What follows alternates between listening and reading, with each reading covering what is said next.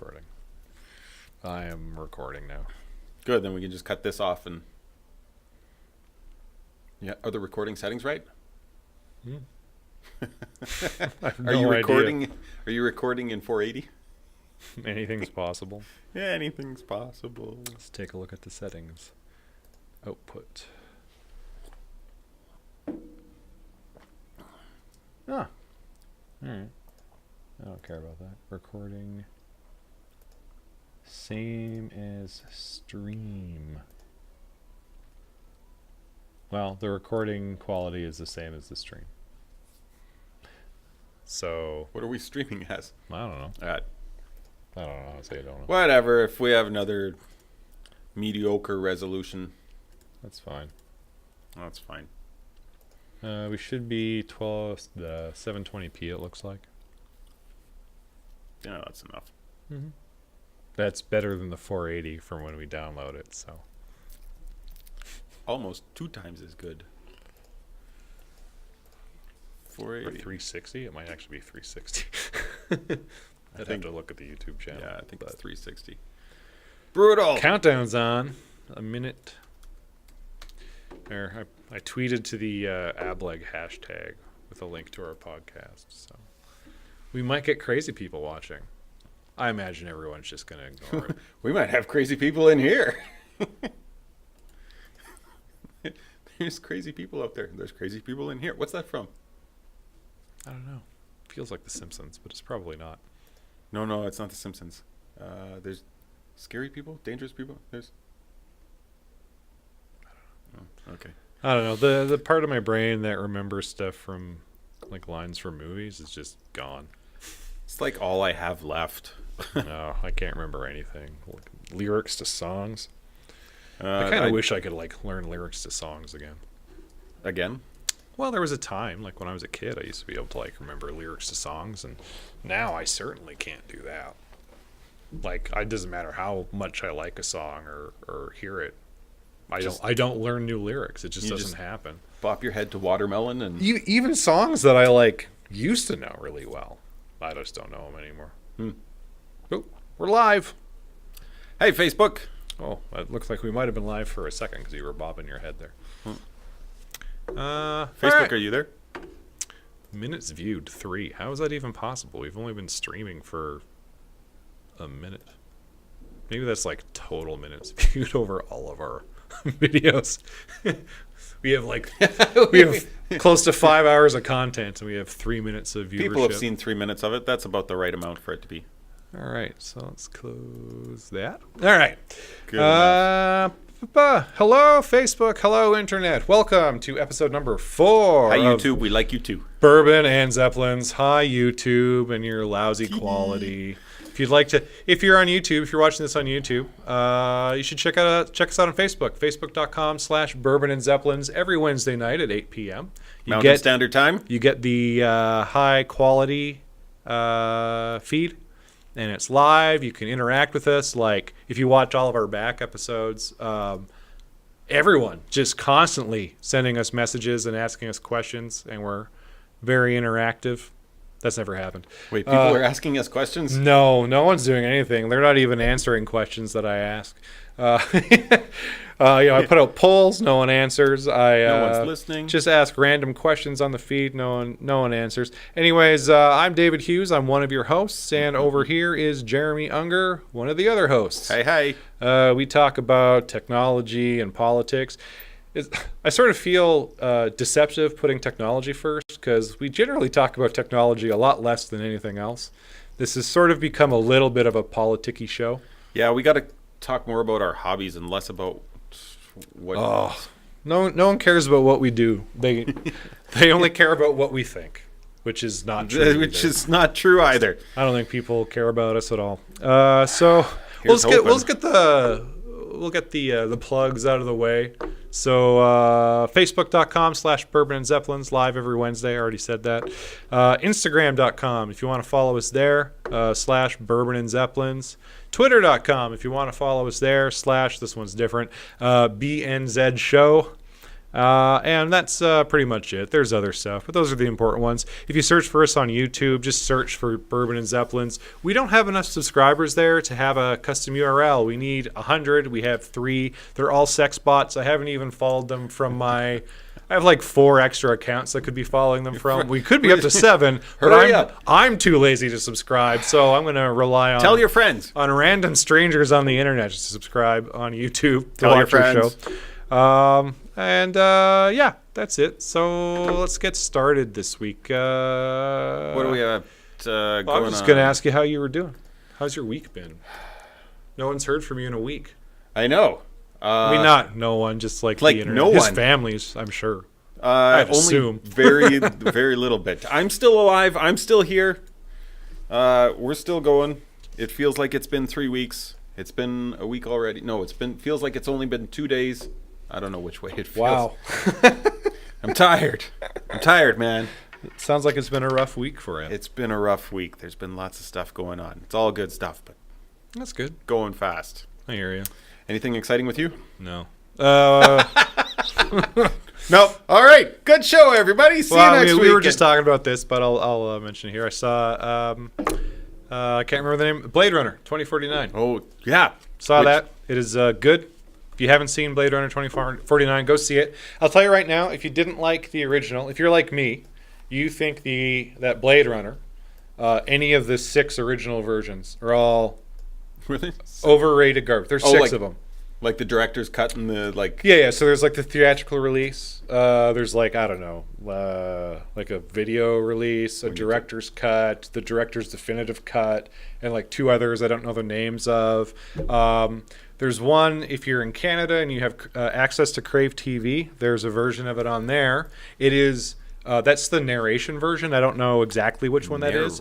But there's one where it really tries to hit its film noir roots, and so it's got Harrison Ford doing voiceover.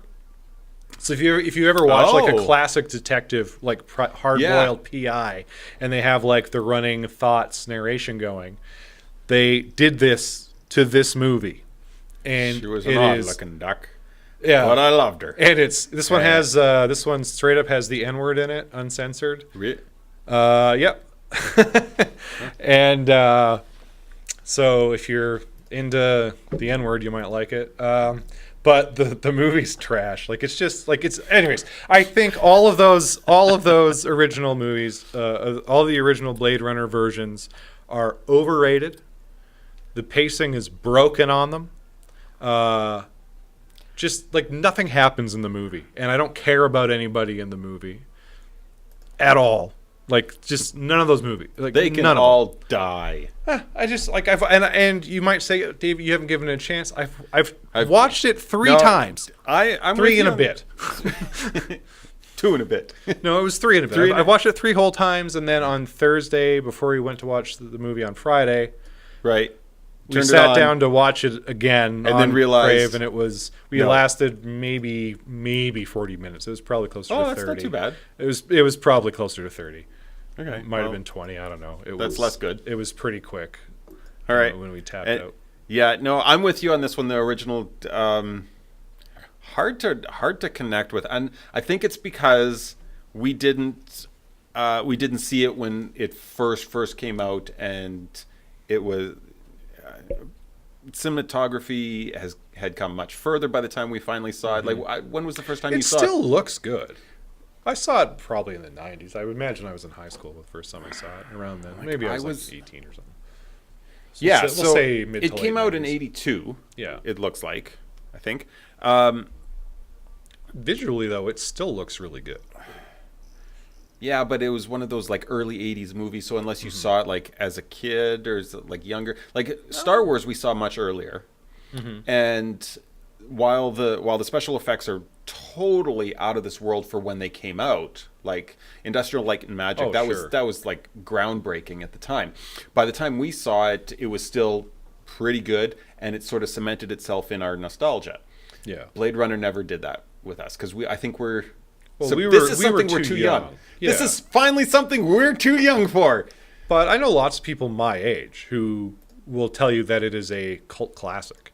It is one of the finest science fiction movies ever made. They were abused as children. Yeah, right? Like, I don't believe them. I honestly believe that when someone tells me that, they're just parroting what other people have said.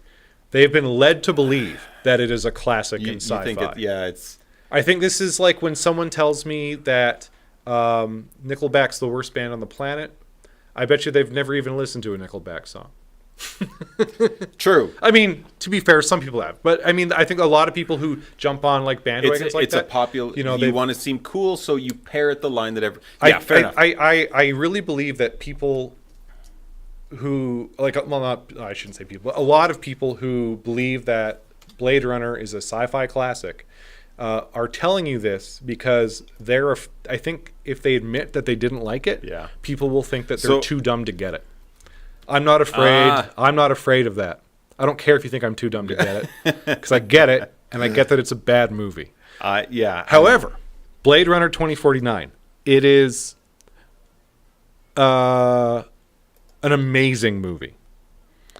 It does everything right. Cinematography, amazing. Acting, amazing. Script, amazing. It has a twist that, like, I'm one of those guys where I watch a movie and I'm like, okay, what's the twist going to be? And that's all I do is I sit and I try to think about like what right. And I'm like, okay, if I was writing this, what would I do? And I'm usually pretty good at picking up on twists. See, I think I might have heard a spoiler. I might. I'm not going to spoil it. No, and I'm just saying. I'm going to just be tormented when I finally see it because I don't know if it was a spoiler. I thought I knew the twist. Okay. And I did not know the twist. Okay. Well, yeah, I'm excited to see it. Can't wait to see it. Right. So it surprised me. The performances are really good. Even Harrison Ford. And here's something I'm going to say that people are also going to hate me for. Harrison Ford's a bad actor, and this is the best he's ever done. Hey, he's a carpenter. Or was. Like when he acts like he's wooden? Is that what you're getting at? I believe that. That was the clever double meaning I had in mind. I love the Indiana Jones series of movies. But I just, I love Harrison Ford as a person, maybe. But I mean, if I was going to cast someone to be like a good actor, right? Not my top choice. So, carrying on, we didn't like Blade Runner. We don't mind Nickelback. Let's continue on the unpopular opinions. Gord Downey died. Yes, that's not an unpopular opinion. That is a fact. I'm getting to it. Okay. I didn't ever really care for the Tragically Hip. Oh, well, that is a bold statement coming from a Canadian. I didn't. Now, I'll clarify. I didn't mind them. I liked them just fine, but it wasn't like they were on any sort of pedestal for me or something like that. Like all my friends seemed to put them on the Hip. I never saw them live, and to be fair, I didn't actually own like a ton of their albums. Well, now you can't. Well, that's true. Well, because they're not. I couldn't watch their concerts. Like that. I watched the CBC concert. Did you watch that? No. That like everyone watched? No. That was amazing. That's okay. No, I like Gord Downey's a poet. He's the best songwriter Canada's ever seen, in my opinion. I was talking with another friend, and they were saying the Tragically Hip often wrote lyrics to their songs not to make sense. Like they were nonsense lyrics. They weren't supposed to have a specific meaning. Maybe. I mean, so much of they actually said that in an article. I don't know if that's. I think they might have been screwing with somebody because so many of their songs are stories, right? Like about things that happened in Canada. New Orleans. That's not in Canada. Yes, I'm fully aware of that. But 50 Mission Cap. That's about Canadiana. Okay. Wheat Kings. They have so many stories that are about things that happened and about telling stories. And Gord Downey is just he's very good at writing lyrics. I did like the lyrics. Yeah, like lyrically, I definitely get that he was brilliant at wordsmithing for sure. Yeah, and certainly they probably did write a couple of songs where it was like that, where It was just, it didn't matter if it made sense or not. Right. It just had to sound good. Because, why wouldn't you do that at least once or twice? Right. Because you can. Exactly. But no, I spent part of the day yesterday watching Tragically Hip videos online and crying. So can't say I hate them. No, that's all right. So that's anyways, that's our weeks. Things we got for you tonight, this evening. What are we going to start with here? Last week we were talking about the Bill 62 in Quebec. This is correcting the last quote week. unquote Burqa law, which is it's not a Burqa law. It's just a face covering law in Quebec. So if you're in a public building or public area, you can't have your face covered. And they say it's not targeting religious things, but the only reason it ever came up was because of burqas. This is the silly thing about it. We're going to rehash the whole stupid thing again. Yeah. This is the stupid thing about it is that it may not be targeting burqas directly. I can't see that it's directly targeting burqas. I think Muslim women are going to be the most offended by this. But they're not going to be the only ones affected by it. Certainly, it's affected and offended. They might not be offended. I don't know. I just assume that it's part of their religion. They're doing it. This is their choice to take part in this act, and to have the law tell them that they're not allowed to do that. That's offensive. It is offensive to. I'm just to an saying. Extent. Anyway, some might be offended by it. Quebec in the winter, everybody's got their scarves covering them, and not on the bus anymore. Yeah, so that it's a silly rule, and I don't know what's coming. Whatever. At any rate, one of the things we sort of mentioned last week was this law isn't in a response to an incident, right? We'd said how many crimes took place in Canada where someone used a burqa, someone dressed up as a woman in a burqa to commit a crime so as not to be recognized at a later date. I just got to all of that here. You made a mistake. This is a correction. So now that being said, this law obviously wasn't passed as a response to this because this happened in 2014 and not in Quebec. But a bunch of robbers where was this? Robbed a jewelry store in Toronto. And there was, I think, 5 dudes. No, 2. Sorry, I don't know where I got 5 from. 2 men dressed up in burqas and robbed a jewelry store. Stole $500,000 worth of merchandise. So yeah, $500,000 worth of jewels. Well, jewelry. I guess it's all jewels. Jewels and booty. Yeah. So I'm not okay. So I guess it has happened. It has happened. We need a law. Yes. No, we don't need a. You've convinced me, Jeremy. You've convinced me, Internet. We certainly don't need a law. This is totally not racist. For every incident, we need a law. Oh, good grief! It's just stupid. Can we just? So with that, we have a new catchphrase. I think I'm promoting a new catchphrase here. I'm behind it. Swing for the middle. And what I mean by that is we get news stories all day long, every day. And it seems like so many people these days are hell-bent on a specific political agenda, a specific side of the aisle that they're committed to the death, that nobody's willing to meet in the middle. So, for example, this face-covering law in Quebec. Obviously, someone got their britches in a bunch and decided to try to enact something that swung for the fences. And instead of having a measured, logical, common sense response to something, they took an incident and they used it to the nth degree to try to forward their political argument, their political agenda. Mm-hmm.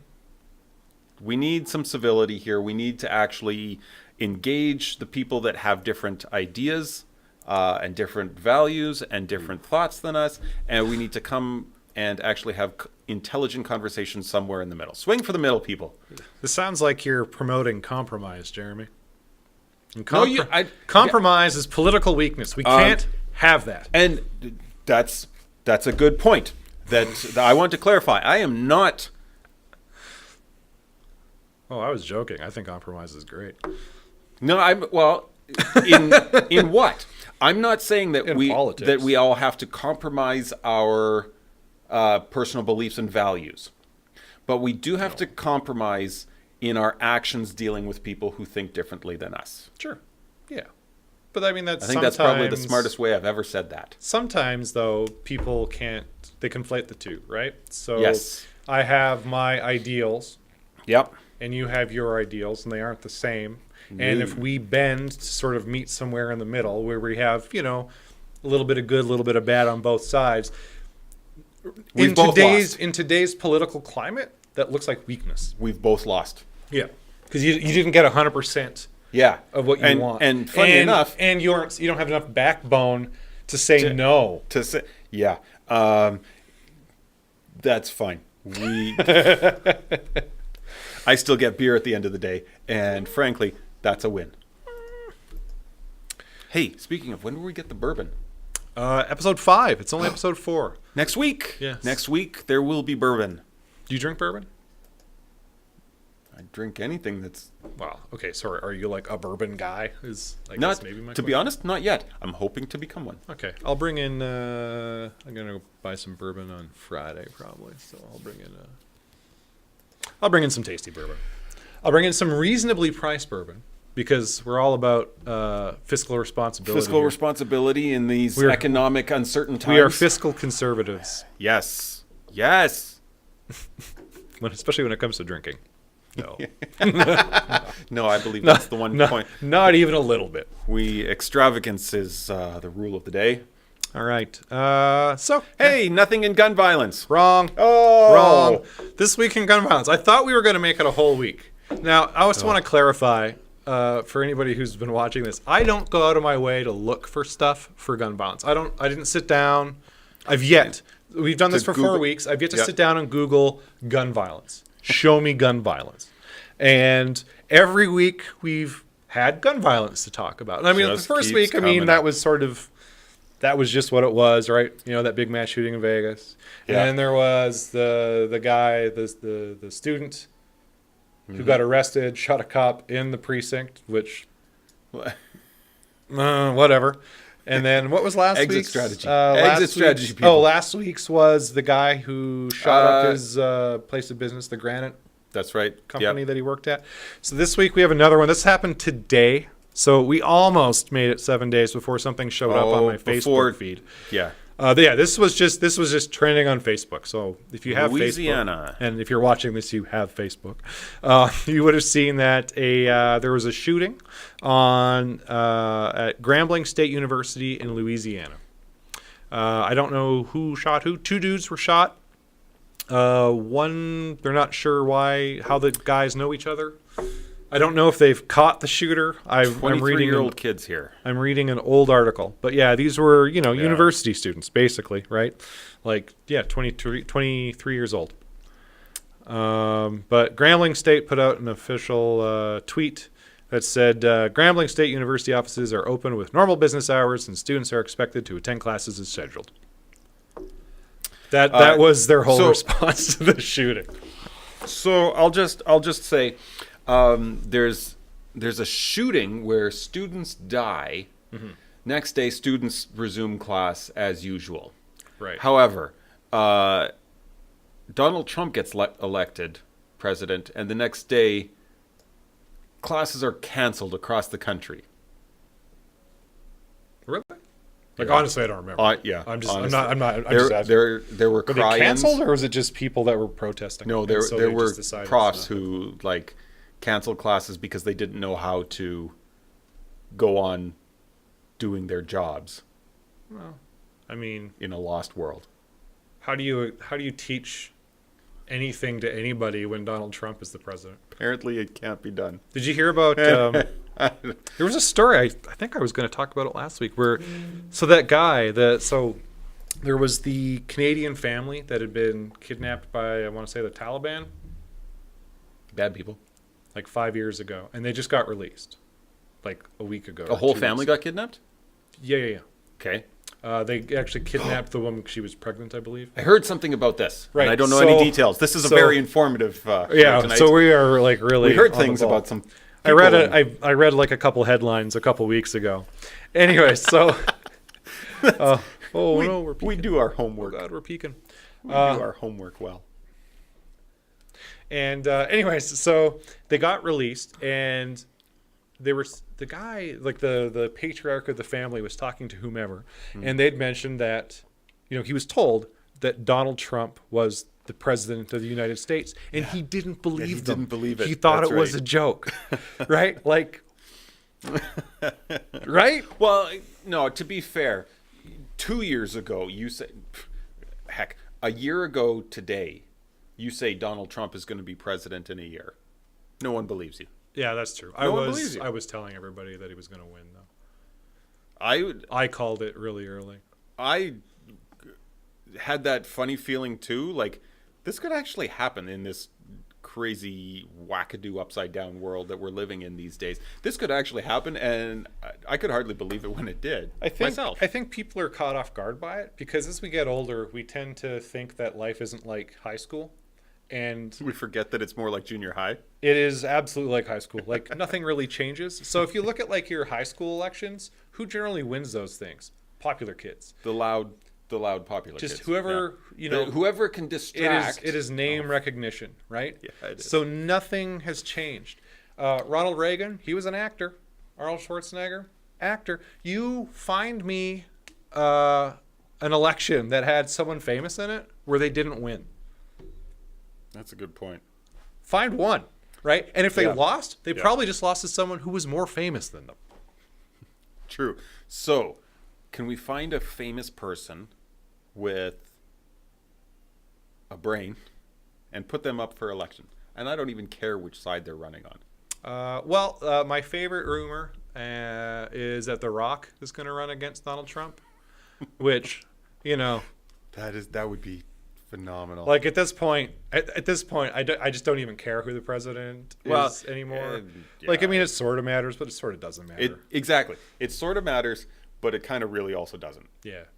Like he's just, I don't know. Donald Trump is just distracting more than anything right now. And he's a frustrating buffoon, admittedly. Yeah. But, he doesn't represent me. And as long as North Korea doesn't try to fire a long-range missile at him, I'm probably okay. They fired at... What's the radius of North Korea? So actually, I should have linked you this, but I saw a really cool interactive graph of North Korea's nuclear capabilities. The supposed nuclear capabilities. And so as the ranges of the missiles get longer, the consistency goes down. So of let's say the last 10 short range, Consistency or accuracy? Consistency of the tests. So I mean like in terms of successful tests. So they say North Korea has tested short range missiles 10 times, and those last 10 times it's been successful 8 times. So they say they're consistent at a small, at short range. At medium range, the number goes down a little bit, so maybe they're like 8 out of 13 or something like that. At long range, and at the longest range, we are in that zone where we are. Although, ironically, Washington and New York, not. They are still safe because they are too far away.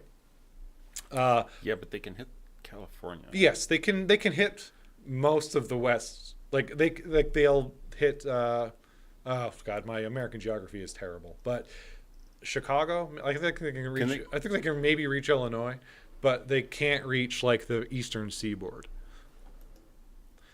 Gotcha. Yeah. And anyways, so those numbers, it goes way down, where their success rate is for those missiles is like 3 out of 14 or something like that. So they would say, they don't really have that capability, but they could try.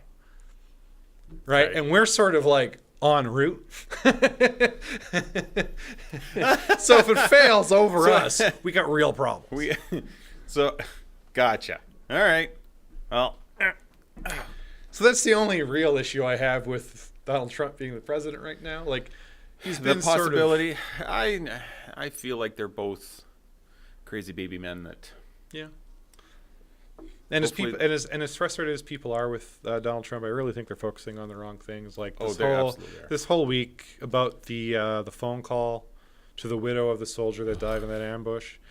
Look, That's every article that comes out that talks about that, or like anything that he tweets about, it just boils down to Donald Trump is an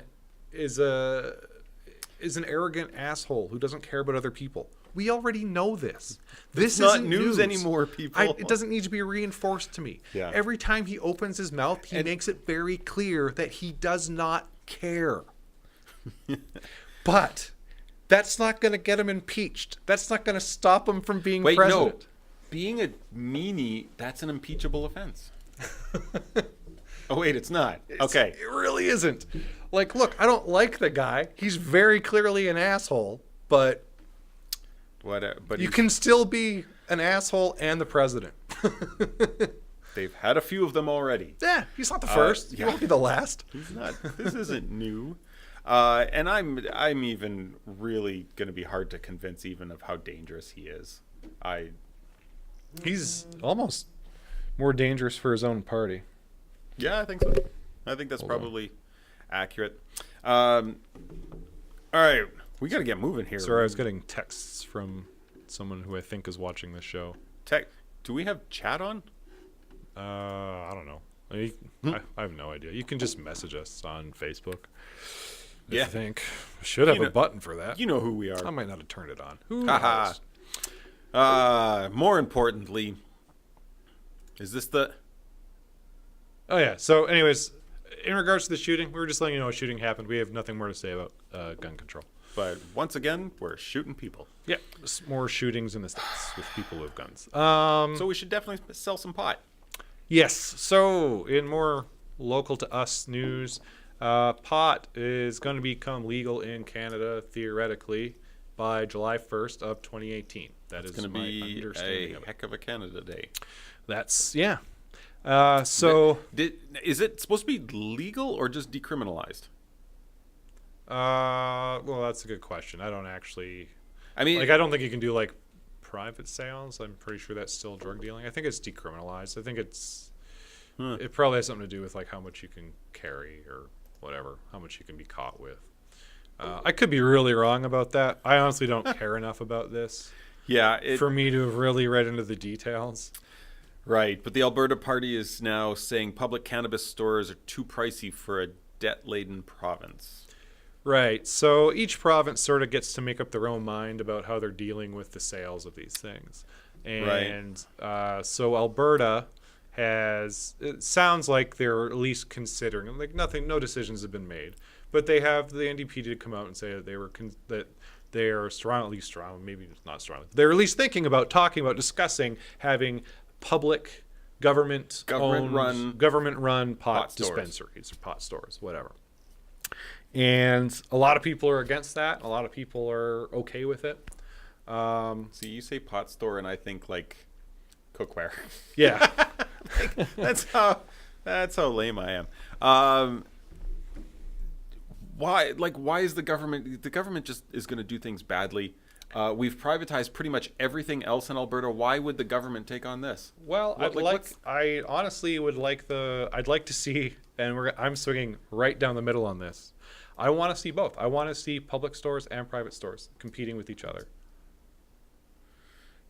But the government stores are never actually competing with anybody. They just run a deficit. They run a loss, can't they? I'm going to disagree with you because we've seen this in telecom in Canada. Yeah. So the provinces that have the lowest sell rates amongst all of the big three in Canada are the provinces that have government-run telecoms or utilities. Are any of them NDP governments? I don't actually know anymore. Well, I mean, technically not now because one of them was Saskatchewan. So I don't know what Saskatchewan was before before the Saskatchewan before party. Wall or whoever, right? So I don't Yeah. know. Okay. Like they're Okay. probably not NDP, right? And then Manitoba, they actually just sold MTS, and all their rates are going to go up. Like they sold it to, I think Bell wound up buying it or something. So I'm wrong look there. at I'm like looking at that model. I think having so there can't be like a monopoly or a duopoly or a fake monopoly, whatever you want to call it. I Right. can't, it was anti-combine laws, right?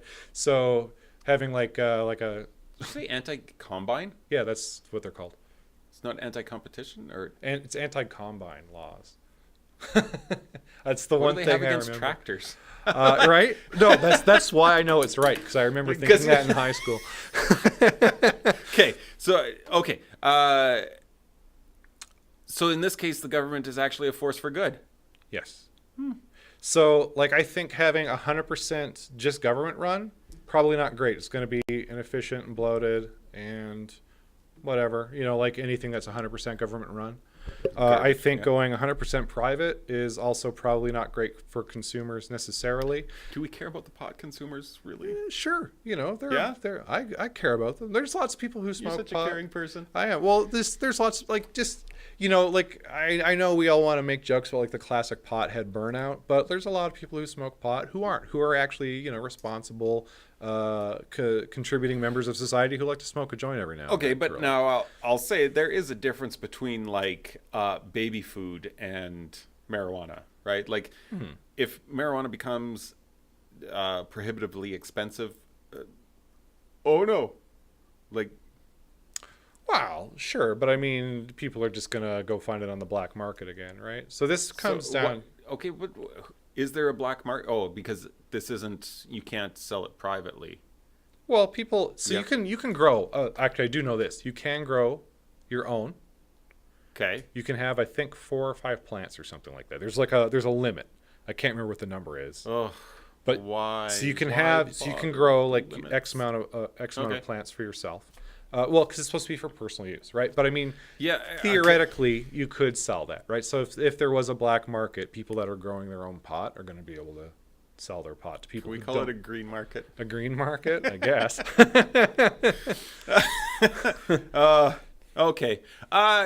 Okay. Well, no, that's a good point. I guess I'm not categorically against government doing this if they can do it in such a way that doesn't, like the article suggests, onerously financially burden. Well, I mean, part of the issue is like, I mean, the Alberta Party is pretty right wing, and so they think that anything the government does is onerous and and bloated. And bloated And they're and not. excessive. I mean, they're not 100% wrong about that. But I mean, sometimes you need the government to do certain things, and I don't know that they need to be here. But I think having them there and a private answer. Like, I sort of believe in public-private partnerships on just about everything.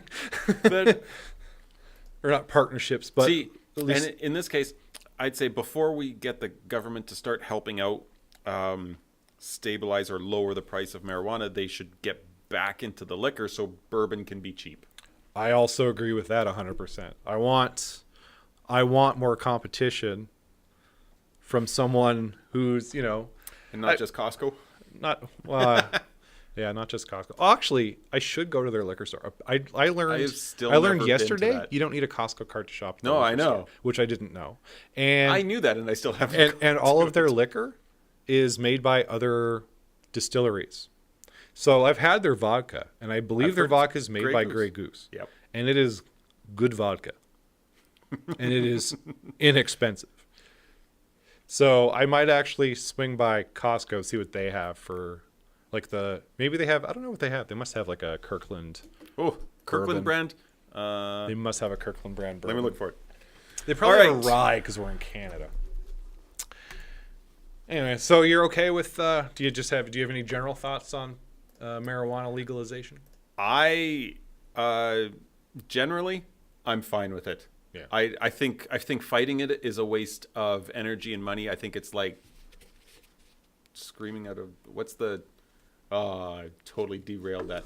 What We're firing on all cylinders tonight. This is really gonna get us some return viewers, repeat viewers. the waterfall expression, not TLC.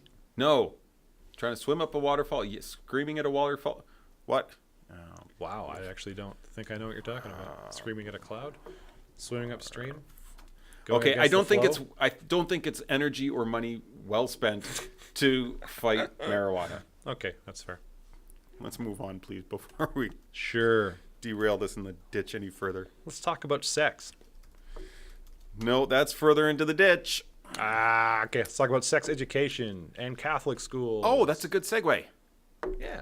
Yeah, Catholic school. The Catholic School Board. So, for those of you who aren't Canadian, or even for those of you who are, you might not know this. In Canada, we have public schools and Catholic schools. And they're both publicly funded. So when you fill out your taxes, you choose who you give your money to, like which school board. Whoa, wait, hang on. You get to choose which school board you... Yeah. Do you not pay taxes? You should know this. You literally check a box on your form. Does this go to like... I don't file...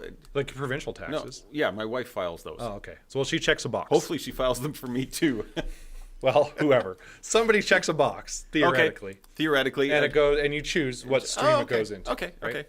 See, I didn't know that, because that sort of changes my argument a little bit now. Okay. Augments it. So, in Alberta, the Catholic School Board has decided that they want to have their own sex ed curriculum. And it differs from what's in the public school curriculum, I guess. And there's a couple of different points that they were discussing. So one is, I don't know if I want to start with I'll start with the more controversial ones first, I guess. So not surprising, they don't really want to teach the normalcy of homosexuality, that it is a thing that happens naturally, that it's not a choice people make, that some people are just born gay.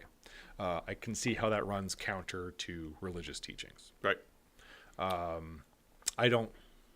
Well, we'll get to my opinion after that. The other thing they don't want to teach is that there's a difference between your biological sex and your... I can't Gender remember. identity. Your gender identity. I just I can't think of the word. Yeah. Right. So like what you got between your legs versus what you are in your head. They don't want to teach that that's a real thing, basically. And then the last thing that they said, and this is kind of splitting hairs, but this is sort of the thing that's been catching everyone's attention online, at least that I've noticed today for the most part. This has had more attention than the gay thing or the gender identity thing. And this is a consent thing. And now, obviously, this is sort of stemming from the whole Harvey Weinstein thing. But there's a quote about consent. And there's two quotes. So read them so you get them right. Yeah, let me find them. They were in the journal articles. Yeah, I closed. The journal articles I closed? Yes. Yes. Hold on, let me check my recently closed history here. History. Here it Wait is. a minute. It saves your history? The internet does. The saves internet everything. Saves Okay. everything you've done. Okay. Dun, dun, dun, So dun. one of the quotes, and this isn't the one that was getting everyone bent out of shape. I'll read the bent out of shape one first because... No, read the other one first because we'll just move on past it. Okay. So the first one is consent can't be taught as the threshold to have sex. The superintendent state should have... did I ever read that wrong? Consent can't be taught as the threshold to have sex, the superintendent state. Should happen in an authentic, life-giving relationship embedded with the sacrament of marriage. So basically, what they're trying to say is that, there's more to having sex than just having consent. And for whatever reason, they seem to think that the public school doesn't teach that in their sex ed curriculum. I haven't taken sex ed for a long time, and Man, it's been a while. it's been a while. Probably never heard the word consent back then, Has to be sex totally fair changed with you. since we took it? Well, the way they teach it has. Okay. So, right. So this, Oh, that dear. sounds pretty reasonable, and I think it's reasonable. So the other quote is, "Legal consent is important, but we guard against a reductionist view of our human sexuality that consent is the most important factor in decision making." Okay. So now we're going to do a swing for the middle segment. Should we give the examples of how right and left swing for the fences first? Yeah, I'll give you the left because I think I still have that up. Of course I don't. 1 second here. Oh, no, that's not going to help. Do, do, do. Maybe they have it. Maybe you're being texted with it. Okay, so this is a quote from our premier in response to this. So our education minister She's not my premier. No, wait a minute. She absolutely is. So our education minister has already come out and said that there's no way he's going to let this happen. But the premier has this quote, and this is in regards to the consent thing. Consent is the law in Alberta, and under no circumstances will any child in Alberta be taught that they have to somehow accept illegal behavior in a sexual relationship. The end. Now, our premier is from the left, and this quote indicates that she thinks that the Catholic School Board is proposing that they teach that rape is okay. As long as you're married, rape's okay. I'm presuming this has something to do with marriage. Because why else would you? But that quote, why else would you make this statement that there's no way that we're ever going to teach kids that? Yeah, they. Right, like the consent isn't an absolute requirement. And this frustrates me because I am also a leftist thinker for the most part. Yeah. And I think that the interpretation of what's being said in this quote, like her reaction, what she said makes sense if they were saying, we don't want to teach about consent, full stop. Yeah. Or consent is nice, but not required. There's something else that's required instead of consent. Yeah, and so they're not saying, like, as far as I can tell, no one is saying that consent is bad. I think you'd be hard pressed to find anybody anywhere that would in Alberta. Yeah. Let's rein our borders in a little bit here. Mm-hmm. In Alberta, that would say consent is not required. Well, any given percentage of the population. Maybe I guess, but certainly. Absolutely, there's no one on the Catholic School Board that's suggesting that consent is not required. Yeah, except the rapists. Which ones? I don't know. There's bound to be a couple. Ugh. Why are there bound to be a couple? That's just the way that populations work. I'm not sure that that's true. Sure. If there's a certain percentage of the population that rapes, as you select groups from that, a percentage of that but group you don't also select rapes. a cross section of all demographics. You kind of do. I feel like stats should be able to prove my case, but I'm not good enough I feel like stats can prove either of our cases. Well, that's probably true too. Like realistically. In any case, certainly no one will publicly. Oh no! Right, rapists never do.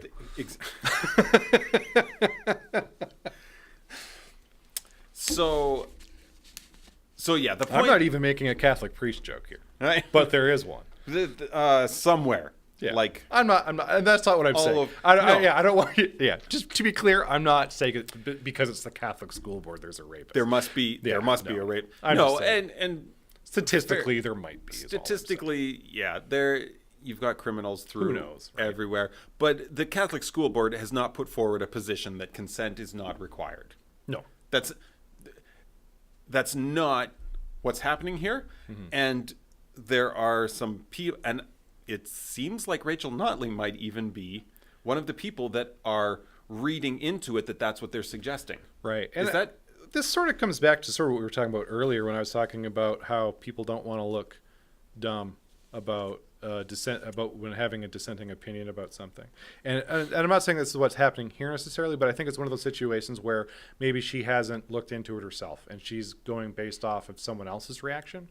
I hope so, because that would be a situation where she could be excused for this. I mean, if we, and then with just some has a open bunch communication. of people, I mean, if you look on Twitter right now, in all honesty, if you look at Twitter, the left, all they're talking about is the consent thing, which is super frustrating. Makes sense to me, because it doesn't make any sense to me either. They're not saying that consent isn't required. No, they're saying it's not the most important thing, and I can see how you can interpret that. And I think that's what's happening. Is it's a misinterpretation. Yeah, that because the statement is perhaps cloudy in its. I think it's poorly the meaning worded. of it. I think it's poorly worded. Yeah. And I think that happens a lot in politics, where someone says something that's actually fairly reasonable. But the way they word it makes it sound extreme. Right. Right, where it can be taken to that interpretation. Right. So you can say consent is not the most important thing, and that sentence doesn't say that consent is not required. Yeah, or that consent is not important. Or that it's not important. Yeah. I mean, it just simply says that there are more important things to consider when considering whether or not to have sex. It doesn't say you shouldn't or don't have to consider consent. See, my bigger concern with this whole thing is kind of about the science, right? Like it's the scientific things, like teaching about homosexuality and gender identity, and not wanting to teach that, and I'm surprised that that's not the bigger sticking point. Like it's people are talking about. I'm not saying nobody is, but well, sure, but if you just look at quick scan, it's mostly about the consent thing. Yeah, at least based on where I'm looking. Yeah. So and, I follow a lot of lefty people. So lefty lefties. No, lefty Lucy. Yeah, righty tighty. Accurate in so many different aspects. I just find that this happens so much. Like, it's so frustrating being left-leaning and watching the left do stuff like this, because they do it to me all the time, where they're like, oh, here's something we can focus on. I'm just like, God, why? Like, pick something that's concrete. You're not gonna win that one. Like, for the love of, like, if they don't misinterpret, you didn't read carefully. Yeah, like this, like reading this, in my mind, reading comprehension needs to be taught. Yeah, much more than it. Yeah, it really does. And in any case, we're going to talk about the homosexuality and the gender identity issues. So the Catholic school board doesn't want to teach about that, right? And as as a Christian and as a right-leaning thinker, I understand that, and I think that as a school board, they shouldn't be told what they can and can't teach. This is who they are as an identity. And we all have our own rights in Canada to have our own values. Even as groups, we have rights to hold our own values and not be persecuted and told what to think and what to teach our kids. And as a group, that holds true too. And that holds true for the Catholic school board. That holds true for Jewish schools, Muslim schools, home schools, for all groups. Now, the difference here is if there's a growing proportion of the Canadian population that doesn't agree with that, the question here, in my mind anyway, is whether or not public tax dollars should go towards that.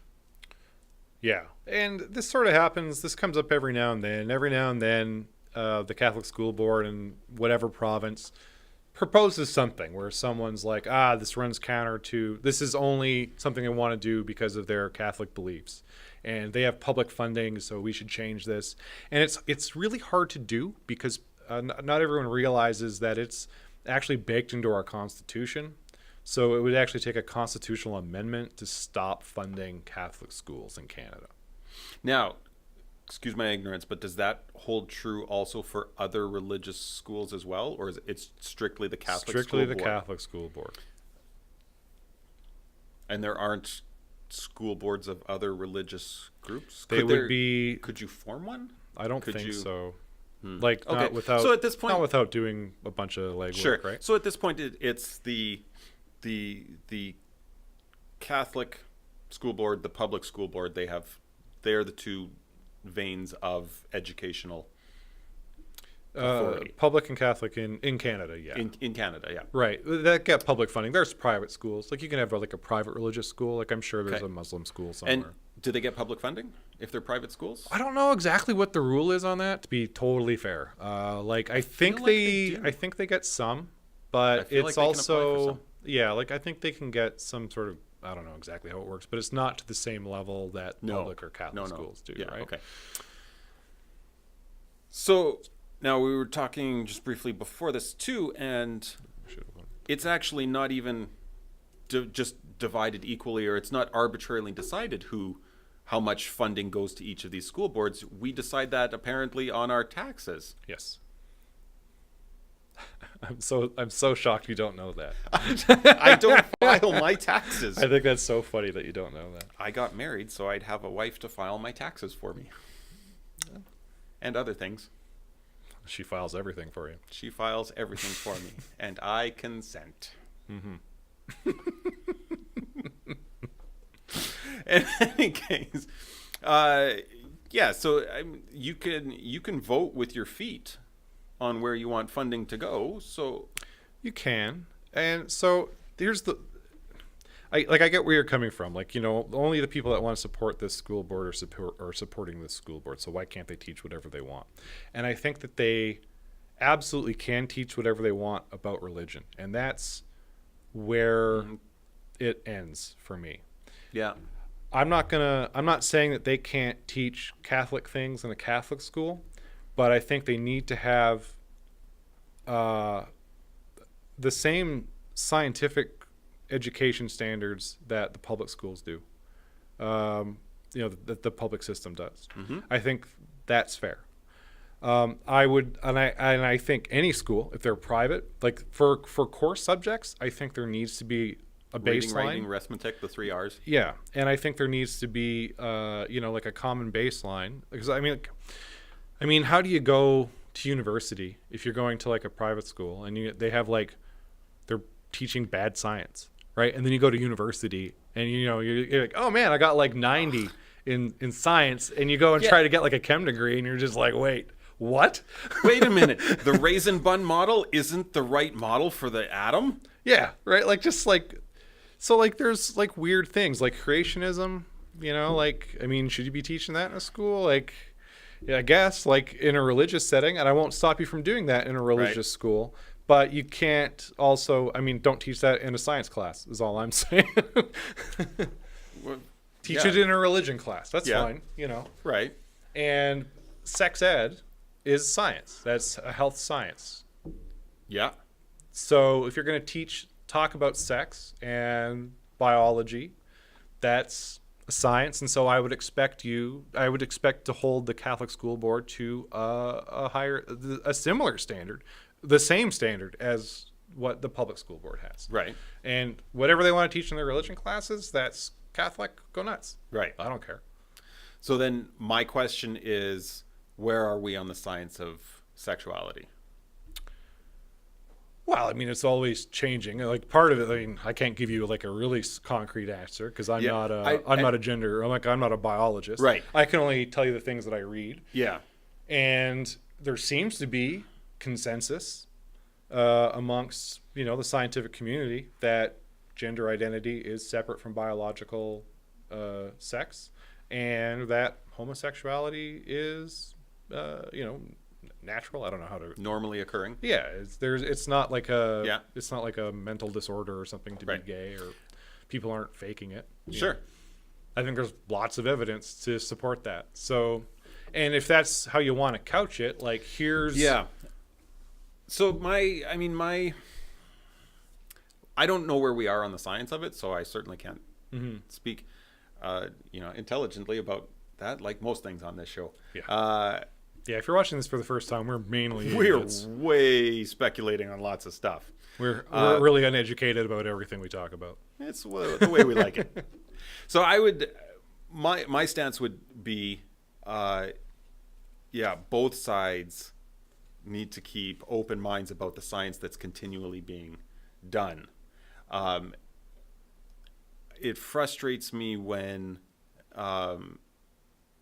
either side, left, right, atheists and religious, a little piece of science pops up and they right away swat at it about, okay, is this my win or is this your win? And like, what? Yeah. Like, that's not the way we all live on the same planet. There is only one science that's actually demonstrably true. Mm-hmm. Like, work for that.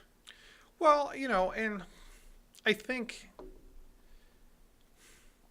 so. I mean, a lot of science nowadays has become politicized, And which is problematic. The people who are researching, the people who are actually doing the science, they are, assuming they're competent, and I have to assume that they are, Mm-hmm. they're using the scientific method, which means they aren't looking to support what they think is true. Right. Right? Assuming they're going through all these steps genuinely, Mm-hmm. and they're not trying to like influence the outcome of their experiments, then right now I would say, the science is solid on this. And there are people who probably dissent, but there are people who dissent with like everything. I don't understand how you can dissent on science. Like, look at outcomes, and you can dissent on extrapolations of outcomes. Well, there are people who don't like the answer, Right. right? And so they push back against it, and then they do their own science that Magically works the opposite way. that does the opposite, right? Yeah. And so you sort of have to, like, there are people.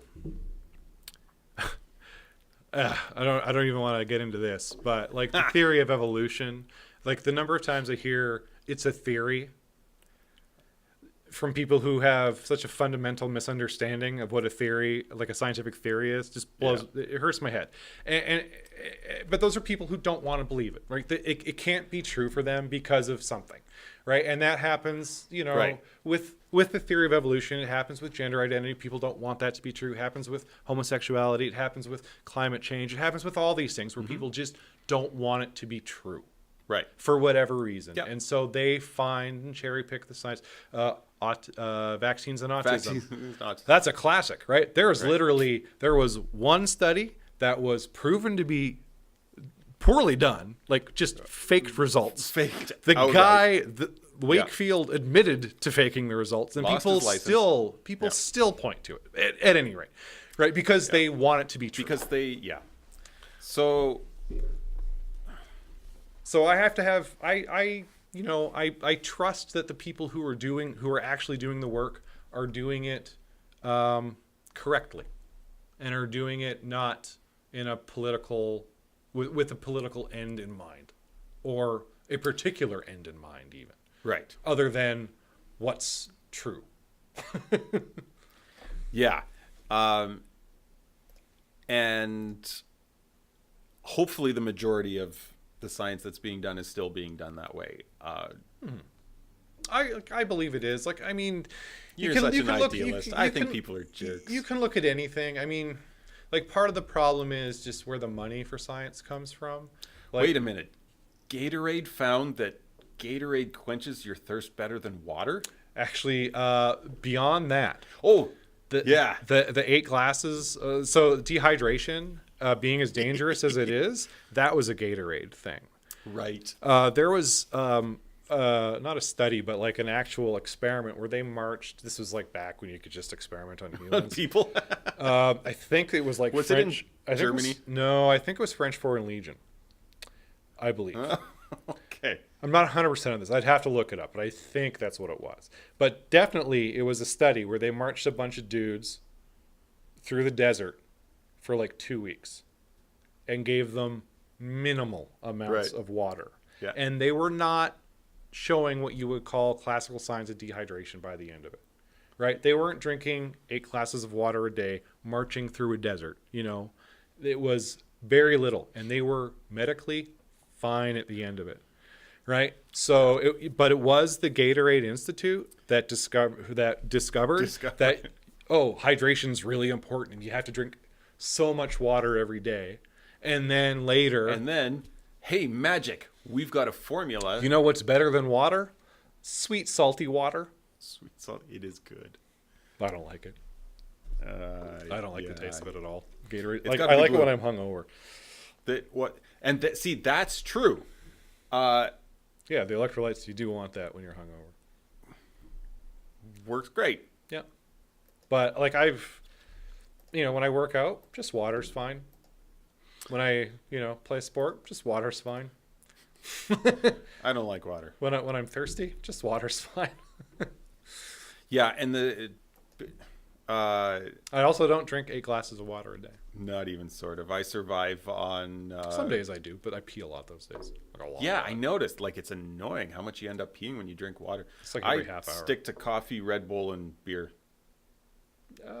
Yeah, more coffee and hard liquor. That too. Yeah. Yeah, I won't rule that out. Club sodas. We should What's next? hop on along this to list? it. You want to do? You want to do the rest of the news Yeah, and we might politics? as well. I think we're just gonna go until we're done today, so Oh, it's going to be a long show. People, hang on to your britches. we'll be fine. Yeah. The feedback I've gotten is that long isn't necessarily bad. Here we go. So you asked for it, and you know who you are who said that. I'll see you later. So now the question is, does government regulation hurt the vulnerable? Absolutely. In which instance are we talking about today? So specifically, there's a story that took place or is currently taking place, I guess, in Toronto. So there are some nursing homes. Those are the words. That was the word I was trying to think of earlier, where I couldn't think of it. Nursing homes are. nursing homes? Yeah, well, I Maybe couldn't you think need one. Oh, sometimes, right? So there's a bunch of them in Toronto that are, quote unquote, intending to leave because, The nursing home is intending to leave? yes, the people who run them can't afford the renovations to meet code. So these nursing homes need like a facelift, need to be, brought up to date, I guess. And as part of that, when you do a renovation, You have to meet the current code. Okay. And so there is, whenever there's a regulation, there's always a cost associated with that because free is usually dangerous and bad for everybody. True. Yeah. Yeah. Right? Like, hey, let's see, like asbestos is really cheap. Let's spray that everywhere, guys. Oh, they could do asbestos in nursing homes. Asbestos only kills after like 40 years, and they don't have that long. It has to be moving. That's the other weird thing about it. Yeah, Or so not be moving, but it has to be airborne. disturbed. Yes, to be airborne. But there's problems with that. So, the question is what I stated. Is government regulation good for the vulnerable or bad for the vulnerable? Because I have a personal story about a similar thing. Yeah. That happened a couple years ago where my brother was disabled. He lived in a house, like a private home, and he had like a service. He had aides working. He had 24/7 care. Uh-huh. There was himself. He had a roommate who was also disabled, and they were going to change the provincial laws. And this was another one of those extreme reactions to something. So they were changing the building codes for private homes to match institutions. So in this particular case, because my brother was severely disabled, I guess, he wouldn't be able, like if there was a fire, he wouldn't be able to get up and leave without someone helping him. So because of that, they wanted to make it so he had to install a sprinkler system in the ceiling of the house, which is really expensive. It's really cost prohibitive. The families would have, had to pay for it, even with the subsidy. Like it would have to be a huge subsidy because there's actual other problems. Like it's not as simple as just getting a sprinkler Putting a system, hose in the sprinkler inside. because the water pressure is different to your house than it is to an institution with a sprinkler system. Yeah. And so that's something that I don't know if anyone even ever considered. Go ahead and take a shower on the second floor and try to get like any sort of water pressure, Yeah. like anywhere in like real water pressure. Yeah. Right. So, anyways, so this could have been an issue where, had this gone through, there was a good chance that my brother was going to have to move. And we were going to have to move him to a condo, out of the house that he's lived in his entire life, by the way, to a condo, just because they have a sprinkler system installed. And that's, that's the kind of place where, he could live. And so this was a well-meaning regulation, right? The government was responding to, there had been a fire in a house, in a private home with someone who was disabled in it, and they died in it. And that was very unfortunate. That's horrible. Yep. It's bad when people die. But, and I'm trying, there's like no really nice way to say this, but because it sort of affected me kind of directly, I looked into the statistics on this. How many people died in a fire in Alberta per year? Okay. How many of them were disabled? Like, what percentage of those people were disabled? And the actual percentage of people with disabilities in Alberta. The numbers didn't jive for the reaction we were having here. Based on my digging through it, you could have had 2 more deaths of disabled people, right, before they were actually being proportionally represented in the statistics, in the number of people who died in fire. Right. And this was it was like one year. Right. And then the next year it was 0 and 0 and 0.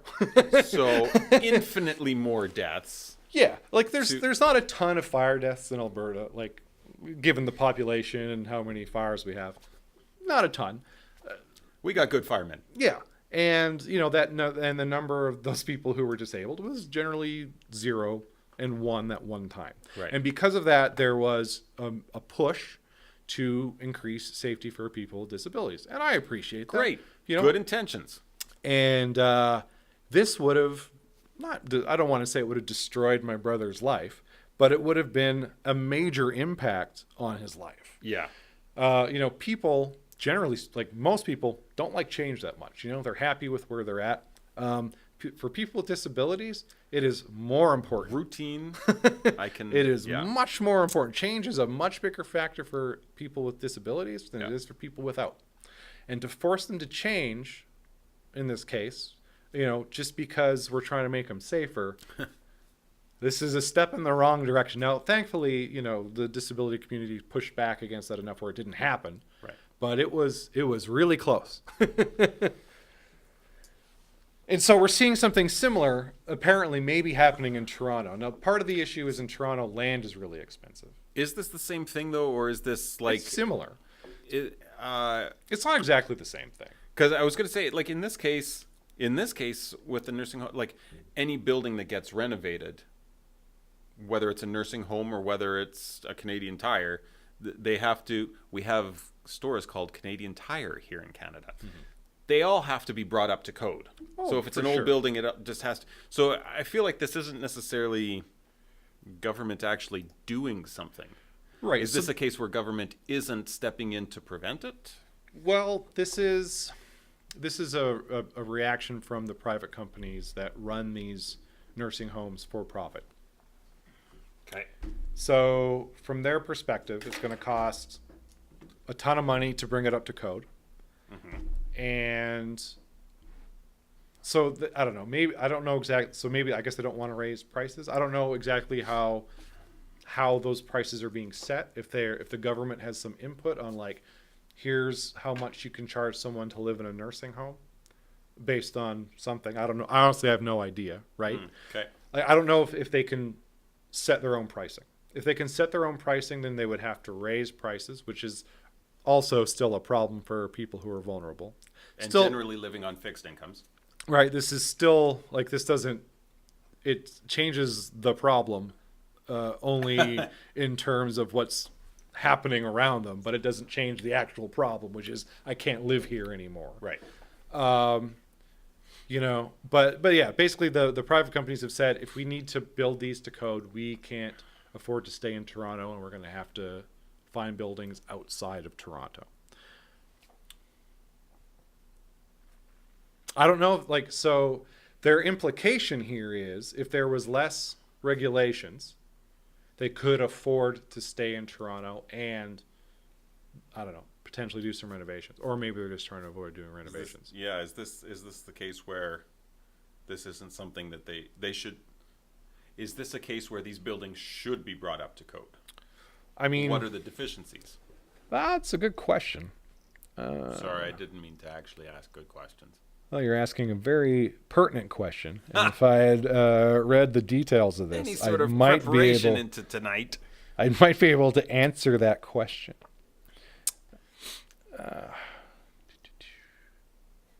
So they're rebuilding. I haven't seen anything about the specific requirements that they have to meet. Yeah, I don't really understand. So, apparently these renovations are based on the price of the property they're on, because they're talking about how expensive land is in Toronto. Yeah, see, that feels like government.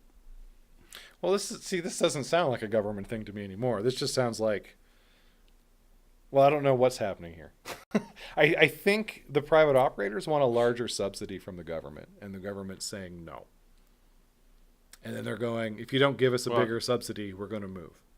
Ontario doesn't have any subsidies to give. They're broke. Yeah. Now, that's a losing battle. All right.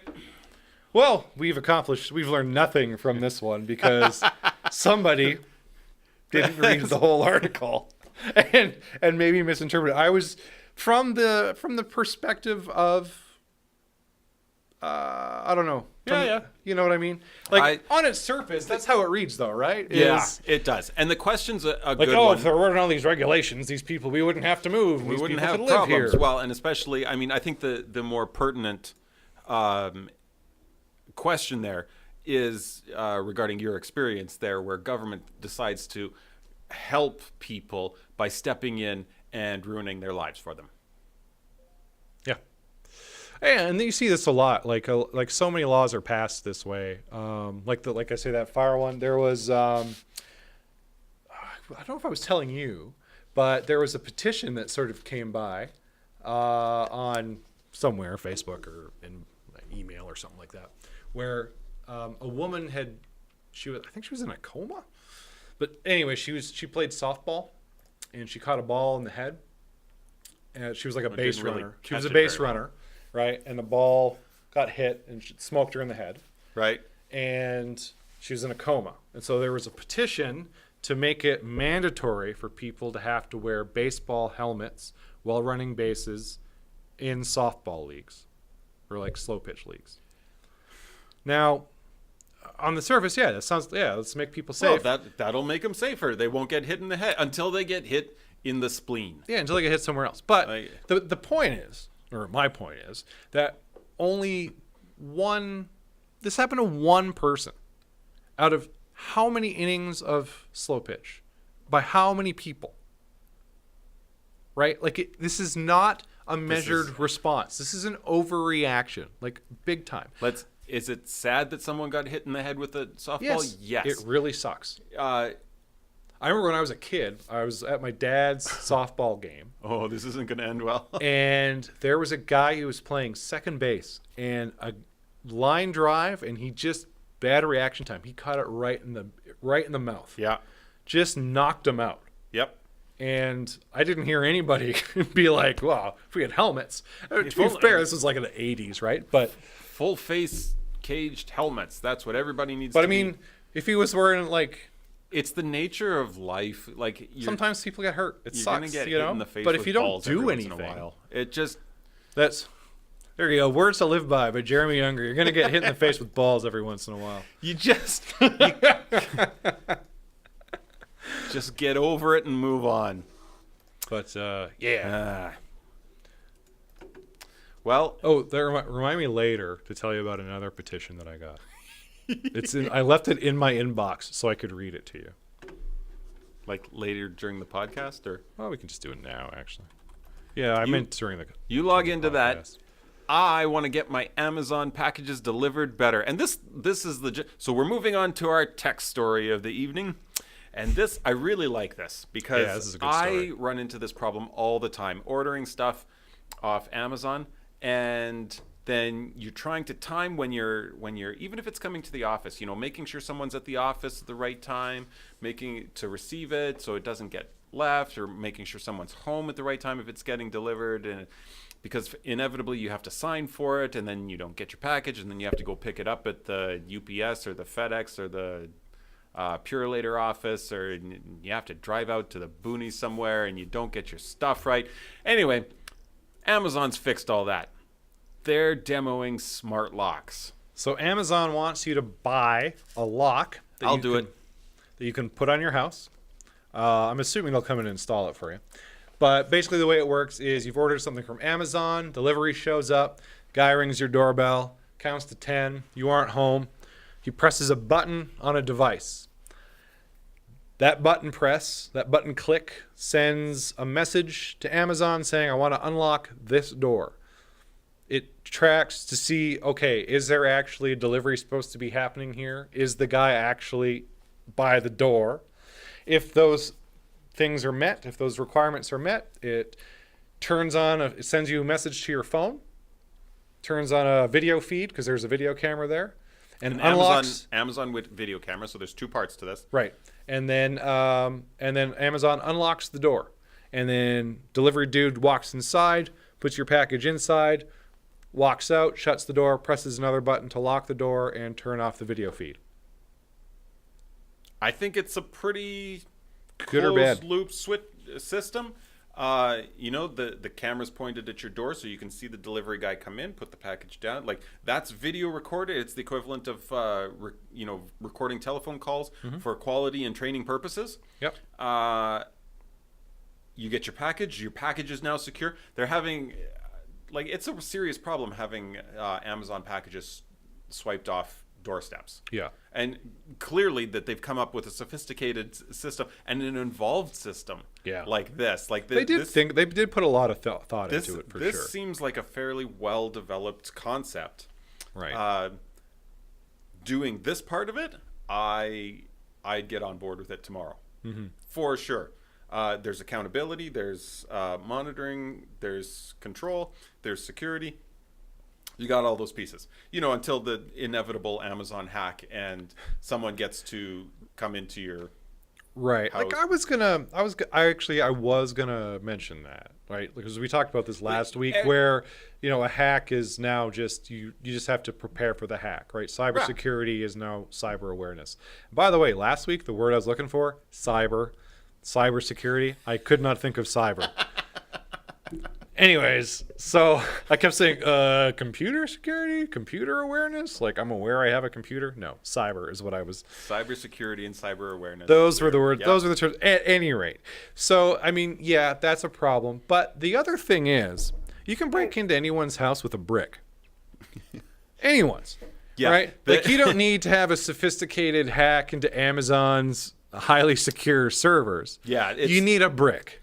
There's a barrier and a substantial amount of effort required to do this. I bet you I wouldn't even need a brick. I wouldn't need a brick.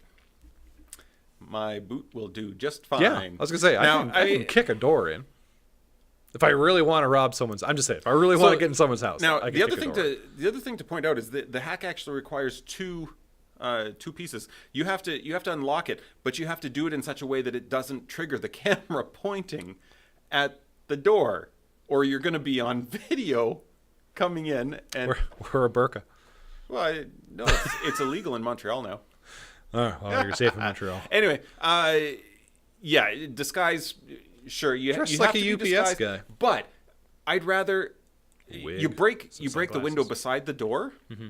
Camera doesn't go on. You're not on camera anywhere. Nope. Even in a disguise, if you're on camera, you're a lot closer to being ID'd. Yeah. And frankly, if Amazon has you on camera, there's Google would be the one that I'd want. Google and Facebook would be able to identify you faster. That's true. But Amazon's going to be a close third. Yep. in terms of their machine learning and being able to identify biometric markers. Yeah, I don't know if they have any pictures of me on Amazon. On it. No, but No, I'm just trying to think because like What's it gonna Google take- and Facebook have that database of faces, right? yeah, And identities. and it's scary. And Apple's going to have it now too. Oh yeah, Apple. Yep. Good, because that's what, like, that in and of itself would make me not buy an iPhone X. I don't. Yeah. Apple doesn't have a good track record of their not being insecure, but they don't have a good track record of their support staff not resetting passwords for people who aren't the right people. Yeah. Did you follow that train? It was a little bit long. I but know what you mean. Yeah. yeah. You just phone them and be like, "Hey, I need this thing." Hey, it's Jennifer Lawrence. Can you reset my Apple ID, please? Yeah, send it to jeremy@gmail.com. Thanks. See, they're really helpful. They're super helpful. They're geniuses. Yeah. But So- anyway, so yeah, you're right. I don't think that Amazon has the. Well, because of that, I just think Amazon won't be as fast. No, but But yeah, they're there. So the question, They could because do the it. first thing everybody's going to freak out about is, oh, it's not secure. People are going to be able to hack in and open my door. The barrier to hack into Amazon is huge. Like, Oh yeah, it's not an easy hack. Like I assume the hack will happen, and it probably will happen one day where someone will be able to open your door because of an Amazon hack. But like I say, I'd give it a coin toss at best. I think it'll probably happen. They're Like, gonna- I don't think it's like a certainty, but I think it's more likely than not. Eventually, Amazon's going to get hacked. It's going to happen, right? Like, Yeah, okay, yeah, fair enough. and but you know, this is again like if you're worried about this from a security standpoint, you have You're to be worrying worried about the about wrong things. Yeah, this is such a small issue in terms of getting into your house. It's not even funny, right? Yeah, there are easier ways than hacking Yeah, like- Amazon to get into your Like house. if I can hack Amazon, I'm not doing it to break into someone's house. That's not where the money is. Yeah. Now, having said that, there are so many dumb people out there. Someone will try to hack Amazon for the purpose of getting into someone's house. I don't think they've got the technical ability to hack Amazon. I think the bigger concern here, I think the bigger problem, if we're going to find a problem If in we're going this, to find a problem, is that there's a much better chance of, I don't know how it works with you, but oftentimes when a delivery person comes to my door, they give me about 5 seconds to answer the door before they walk away. and that's not fast enough to put on my pants. Right. I don't wear pants in my house. That is a fact. If I don't have company, I don't have pants. So Why I'm not breaking into your house. when someone rings my doorbell, the first thing I have to do is spend about 30 seconds finding pants. Not even putting them on. Just finding them. I don't know where my pants are. I take them off and I forget where they go because who cares? Screw pants, I say. Until someone rings my doorbell and then it's like, damn, I really wish I had pants right now. I wish. Right. So how long until like I'm sitting there running around without pants and then some delivery guy just like walks into my house and now it's on camera. The whole thing's on camera on some But Amazon don't sit server in front somewhere. of the camera. Put the camera at an angle that it's not looking at the couch. Wow, I'm just saying For like a when host of reasons. when I come running to the door with like holding a pair of pants, I'm like, hold on just a minute. I just got to put my pants on and the camera's already going. It's already being recorded. It's already on an S3 server somewhere. See where I think. See, you're thinking about it backwards. I'm sitting because I'm not sitting in front of my front door without pants. I'm sitting downstairs watching a movie without pants or playing video games without pants or something like that without pants. Yeah. Doorbell rings. It's Amazon. Doorbell rings. Sorry, I don't know it's Amazon. Yeah. I don't even care. I don't have pants on. I'm not putting pants on for no one. Amazon can open the door, put the package down, and leave. Thank you very much. They're not coming in and wandering around the house. No. I have a small house though. House? Not that small. Small enough. The way my house is laid out, if you're in my foyer, you're basically in my living room. You can see the whole living room. Okay. So if I'm sitting on the couch watching TV, I mean, you'd be able to see me through the window watching TV. Well, But see, there you go. Or just have a blanket somewhere.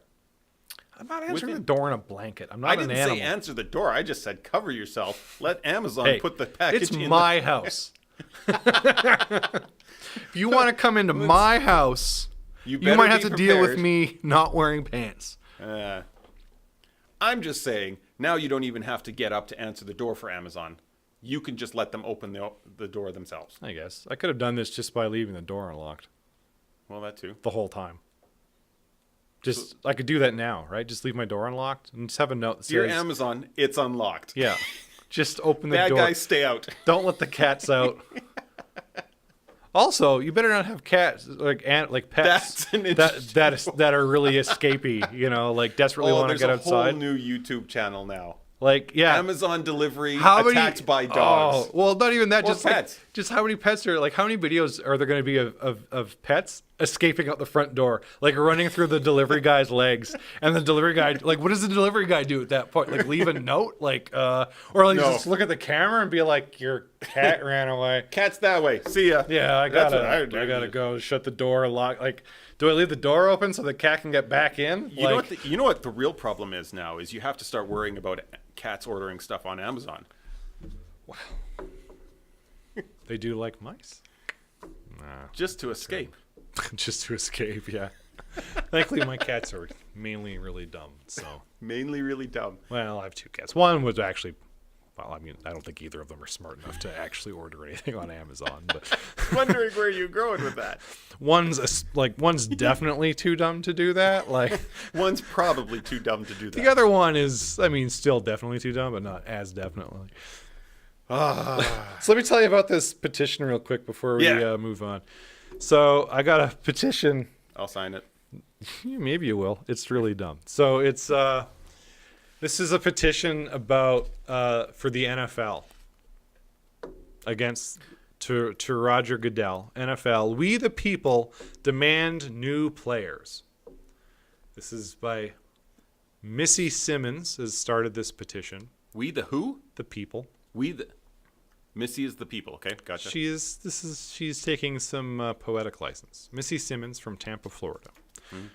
I'll read the whole thing to you because it's good. So the NFL thinks they're just going to have a meeting with their owners to come to some means of end to what Colin Kaepernick started. Well, she didn't actually put a question mark there. First day of meeting, no talk about the flag or national anthem, but talks on how they must get into social injustice and community issues. News flash from American fans. 1. We want new players. 2. No drugs, DWI. 3. No domestic violence abuse. 4. Educated. 5. That precludes her. Must be a patriot and support patriotism. Okay. 6. Total respect for law and order. She capitalized Law and Order, so she might mean the TV The show. Which one? It's, well, probably the original. There's no colon here. Okay. 7. Total respect for all who wear uniforms. Military, police officers, presumably guys that work at McDonald's. I was gonna say. Fast food workers. 8. Respect for our president and our country. 9. All caps. Will always stand during the pledge, no more caps, of allegiance and national anthem. Also, pledge is spelled wrong. 10. Play ball. 11. Keep their political issue to themselves and on their own time, not during any games, or make it a NFL issue, period. The petition needs to go to the NFL. We should be able to speak at what the American people want. We want to have our American sports pastime. She means pastime back. We want to be able to turn to the NFL football games when we are having a bad week and just want to get away from everyday issues. We do not want political issues on the field during games at all. They must stand during the Pledge of Allegiance and national anthem. So, couple of things. I don't watch a lot of football. Do they recite the Pledge of Allegiance before every game? Does that happen? Not that I'm aware of. I don't. It's a lot of NFL, but I don't think so. I don't think I've ever seen that happen. Okay. So I think it's weird that she keeps mentioning the Pledge of Allegiance. Yeah. And she... That's what's weird? Well, that's one of the weird things. So this is, I think, another good kind of extreme response to things. The patriotism thing. Yeah. About kneeling. So there's no actual law about having to stand during the national anthem. Just, first of all. Secondly, people fight for freedom of speech. Kneeling as a form of expression is protected freedom of speech. You'd think so. So to call someone unpatriotic for using the First Amendment, exercising their First Amendment rights. I take issue with that. Anyways, I just wanted to read it to you because I thought it was funny. There's a graphic here that says, "I proudly stand for the national anthem." That's great. Yep. And that's a wonderful thing. That's a wonderful thing to do, and I'm glad that so many people do it. Mm-hmm. That's your choice. That is you expressing your freedom of expression. That's not to say that I think that kneeling during a national anthem makes you a bad person. I will also and even say, if I did think, now here's the thing, even if I did think that made you a bad person, mm-hmm. I can think that fine. Yeah. But you can even say it. I can even say, yeah, I think you're a bad person for doing that. And that's the end of it. Mm-hmm. Like, I get to do me, you get to do you. Mm-hmm. Wow. And I actually almost agreed with her on the drug thing and the domestic violence abuse thing, except... Wait a minute. You almost agreed with her that... I'll tell you why I don't agree with her. Okay. So it's conditional a little bit. So if someone is currently in the NFL and they get charged with or convicted? Charged with or convicted of something. Okay. While they're in the NFL. Yeah. Then fine, you're out while you are on trial. Like, I can see a suspension happening while you're on trial, and if you're convicted. Well, between being accused and convicted. Yeah. Okay, it's fine. Right? And if you're convicted, so in the past, let's say you've in the past you've committed this crime. Yeah. You've gone to jail. You've come back. I don't have a problem with you playing a sport, because technically you have paid the price for what you've done.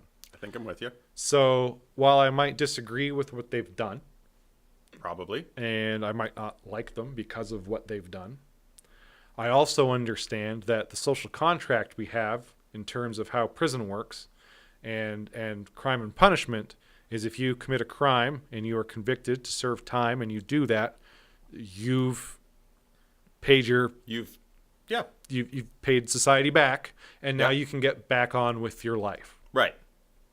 Now, there's a difference between that and someone who has been convicted of Grand Theft Auto. You don't necessarily lend them your car. Yeah. I mean, the thing is, like, you look at... oh, man, I can't even think of his name. That's going to really bug me now. There was the guy that played for Baltimore. He was really good. Ray Lewis. Thank you. Yeah. He was a convicted murderer. Was he really? Yes. Okay. And he's one of the best at his position to play the game, in all honesty, right? Yeah. And there were people who were like, this guy shouldn't be playing the game because he's a murderer. He's a murderer. And you're right. He is a murderer. He's probably not a very nice guy. I probably wouldn't go to a party with him. But that's not a reason to not hire him. Unless his job is, to not murder things. To not be a murderer. Yeah. Not even to not murder things, because he. I mean, technically, your job's always to not murder things. Wow. Yeah, but you're right. Once you've repaid your debt to society, just because you've been convicted of now. Now there are places where if you've been convicted of felonies, you can't be bonded, and if you can't be bonded, there are certain positions. Yeah, that's fair. So, I mean, there's security issues, obviously. Yeah.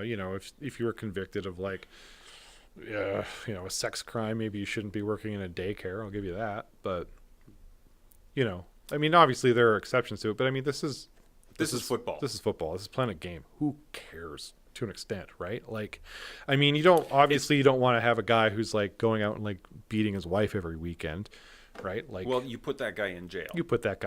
Right? And then he can't play football. So the question then, in my mind, becomes, as the NFL, are you actually employing people to be role models? That is actually a good question, and they think they are. Obviously, they think if they continued to hire Ray Lewis, maybe they don't so much. Or to what degree, I guess, are you hiring someone? I believe they have I believe it's in all of their contracts where they have to do X amount of community work if you're like in the NFL, I think. And like I know a lot of professional athletes have that in their contract, and a lot of them have conduct clauses, right? Where if you do whatever, you're going to lose your job if you. And that's not that's not fair. just sports. Like we have that in corporate culture quite a bit. Yeah, absolutely. That's even pretty in your standard. private life. Yeah. If you behave in such a way that embarrasses the company for having you as an employee, you can be released for that. Yeah, and that's fine. But and if that's in your contract, then that makes sense, right? Like yeah, drugs are bad and DUIs are bad, and you want to set a good example for all the kids that are watching you. Give yourself brain damage and your buddies, which is a whole other conversation. But like I take exception with the fact that she doesn't like. Yes, domestic violence is bad, obviously. Yeah. Well, what does she mean by no domestic violence? No accusations, no allegations, no convictions. See, part of the problem I'm running into here is I feel like so much of this is just coded racism. Well, we have no idea what she's talking about. Right. But I think a lot of this is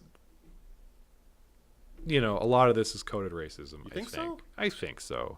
And it makes me and I don't want to say it because it makes me sound racist. And because, there's most of the stories I read about this sort of thing, whether it's drugs or violence or whatever, these tend to be black players. And then she used the word educate. Now, I need to get to this fast. Oftentimes in the world of coded racism, if you look at how, and there's a great Key and Peele sketch on this, if you look at how people talk about white athletes versus black athletes, and especially quarterbacks, they will talk about how smart white quarterbacks are, and they will talk about how naturally gifted black quarterbacks are, black athletes are. So they talk about, with white athletes, it's like how smart they are. Yeah. They have a really good head for the game. Right. And with black athletes, they don't do that. They will describe them as any way other than that. Right. Which is why I think, and it's actually this is the word, this educated, that is making me think that there is some coded racism going on here with Missy. Right. So now, I'm not saying she wants a league full of white guys. I'm just saying. In the interest of swinging for the middle. Yeah. What's an appropriate response to this petition? Just to not sign it. What? To ignore it. I don't think there was ever a question about whether or not we were signing. Like, that's my response. But if someone came to you and said, I've got this really important petition, you need to sign this, and you if I came to you with it saying, this is really important, we need to get on this, how do we swing for the middle with someone who's pushing this? Oh, well, I would basically say what I already said, which is I don't have a problem with people kneeling this is clearly about people kneeling during the anthem. Right. I don't have a problem with people protesting stuff, using the public stage that they've been given to their advantage to protest something they see as an injustice. Yeah. And if you disagree with that, that's fine. Go find someone else to sign your petition. I'm not going to sign it. You crazy whack job. No. Right. Can't say crazy whack job. No. Yeah. And that's, yeah. I think the key to successfully swing for the middle here is to try to, first of all, try to understand what they're getting at, and I Yeah. think that's the point where you're Ask talking about. yeah, I mean, first thing to Figure do out, is okay, ask them why. this is about kneeling, right? Is that really what's upsetting you? Is that what you're getting passionate about? Yeah. And then if you want to, I mean, if you wanted to further dialogue, you could talk about like, okay, you know, you say they have to be educated. What do you mean by that? Like, Yeah. now, if you're thinking coded racism there, just like it's taking a step back, if you're thinking coded racism there, do you think she's calling for an all-white quarterback? No. Okay. I was just saying. But I don't think she's starts, calling for all white. Right. It starts hinting of other arguments. I think the problem that a lot of people have with this protest really isn't the kneeling. It really isn't. It's what's being protested, right? Like, so people are angry because she talks about having respect for people in uniforms, for police officers, right? Right. So she doesn't like the fact that Colin Kaepernick thinks that police officers are unnecessarily brutal to black people. Right. That's where the problem with this whole thing sort of lies. People just don't like what he's protesting. The best thing I heard, and I really wish I was smart enough to have thought of this on my own, there was another sports guy that I watched. Sports guy. I can't even think of his name. But at any rate, he asked the question. He's like, if this is really about kneeling during the flag, ask yourself, if Colin Kaepernick, the first time he knelt, said, I'm kneeling during the national anthem because I don't like how our veterans have been treated. I don't like the fact that when they come back from war, they don't have a support system and they have to get by on their own. And so until veterans start getting the help that they deserve, I'm going to kneel during the national anthem. How many of those same people who are mad at Colin Kaepernick now would be mad at him for that? Yeah. Right? Like, I don't think it's about the protest. I'm totally on this guy's side. I don't think it's about the protest. I think it's about what's being protested. Because people don't want to believe that racism is still a problem. People don't want to believe that cops can be bad. And this goes back to the science thing. People just don't want to believe it. Yeah. Right? So they're looking for anything they can in this particular case. You know, like, we can't, because she name drops Kaepernick, right? So we're talking about his protests. Most of the people that are doing the same protests as him are also black, right? She shotguns a whole bevy there of I can talk about the coded racism and the word educated here, but I mean, kind of just taking it as a whole, it's clear to me she doesn't like these black guys that are kneeling during the anthem, and she wants them out of the league. Right. But okay, wouldn't that be calling for an all-white league? No, she likes black. Or she wants different black guys. She wants different black guys that will be more obedient, that will be subservient, and just accept things the way they are. We'll just go along with the rules and quit trying to make the world a better place for you, because it might make the world a better place for me, or a worse place for me.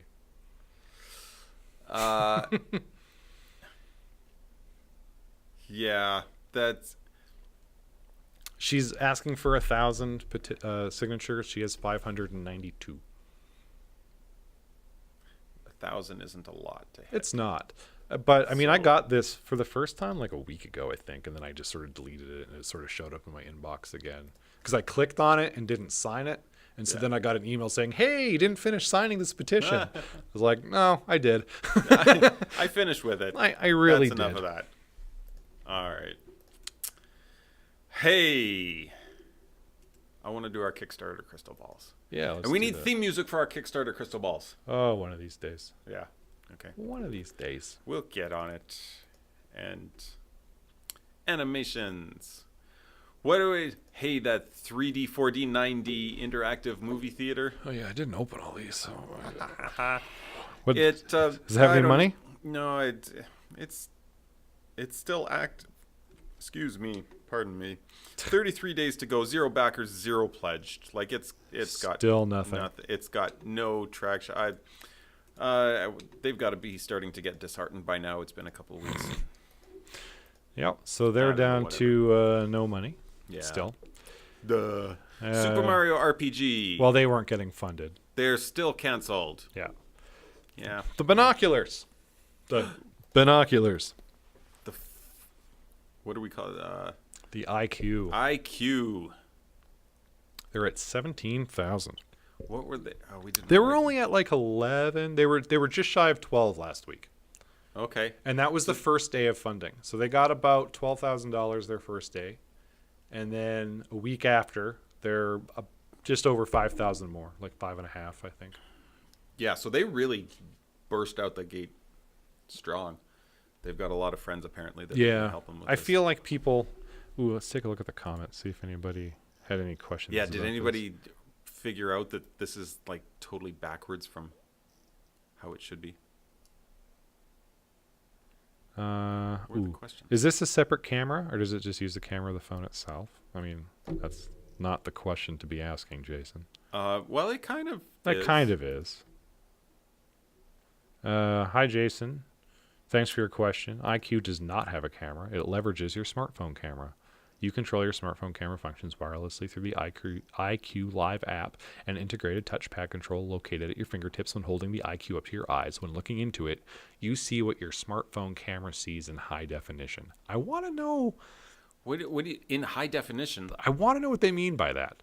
The screen already is like the screen is high definition, right? You like that's such you sneaky little right bastards. Like every time I read that I was like, well, my phone is high def. Like my phone screen is high def already. Yeah, and all you're doing is magnifying it. You magnify, yeah.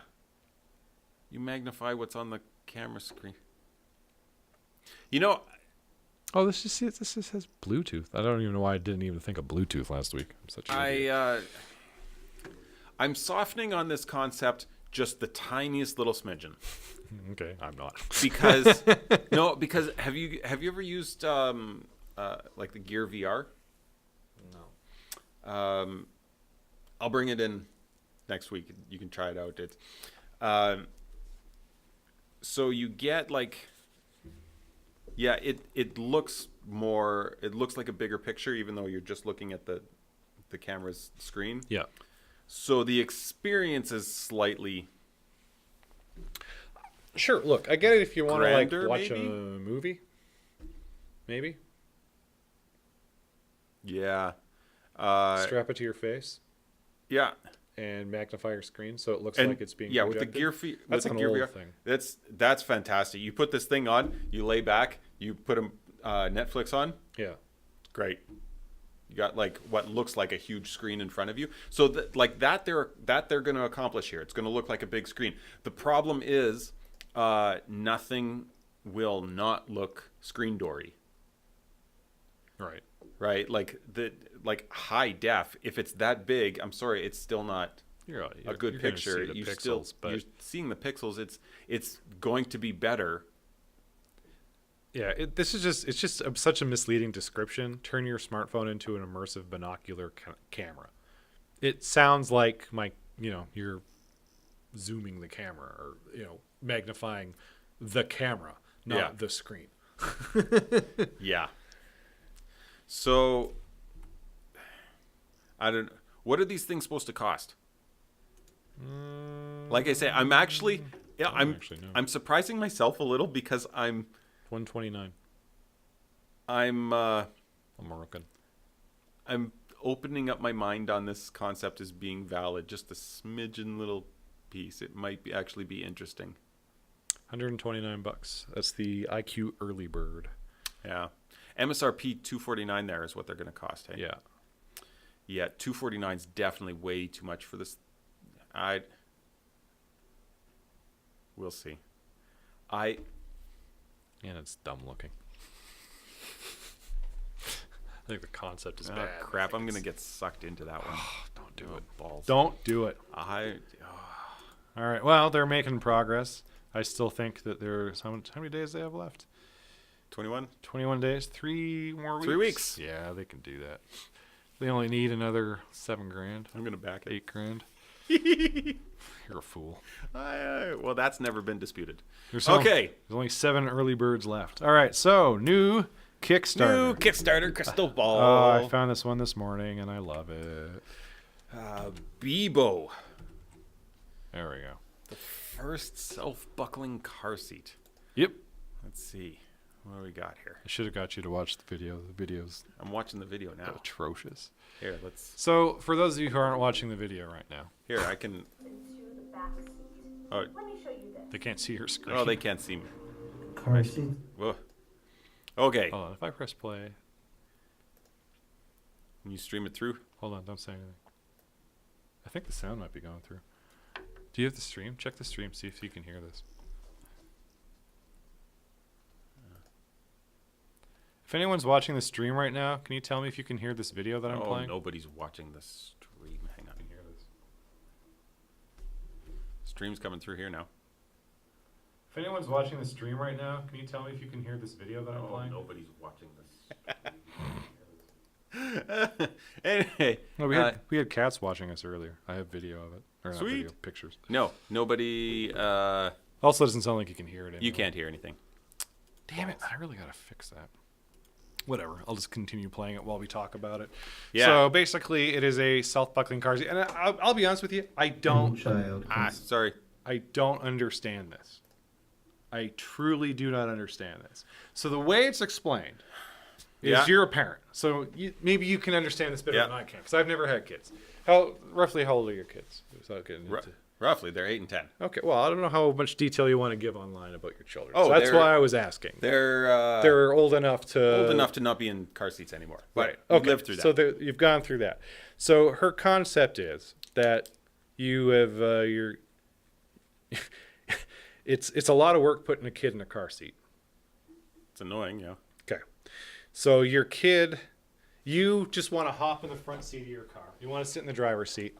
I do want to sit in the driver's Your seat. kid who sits in a car seat is going to hop in the back, climb into the car seat, sit down, and then grab the buckles. You've never met my kids. My kids would climb in the back seat and go climbing through the trunk. And This is sort of the point I think I'm making here.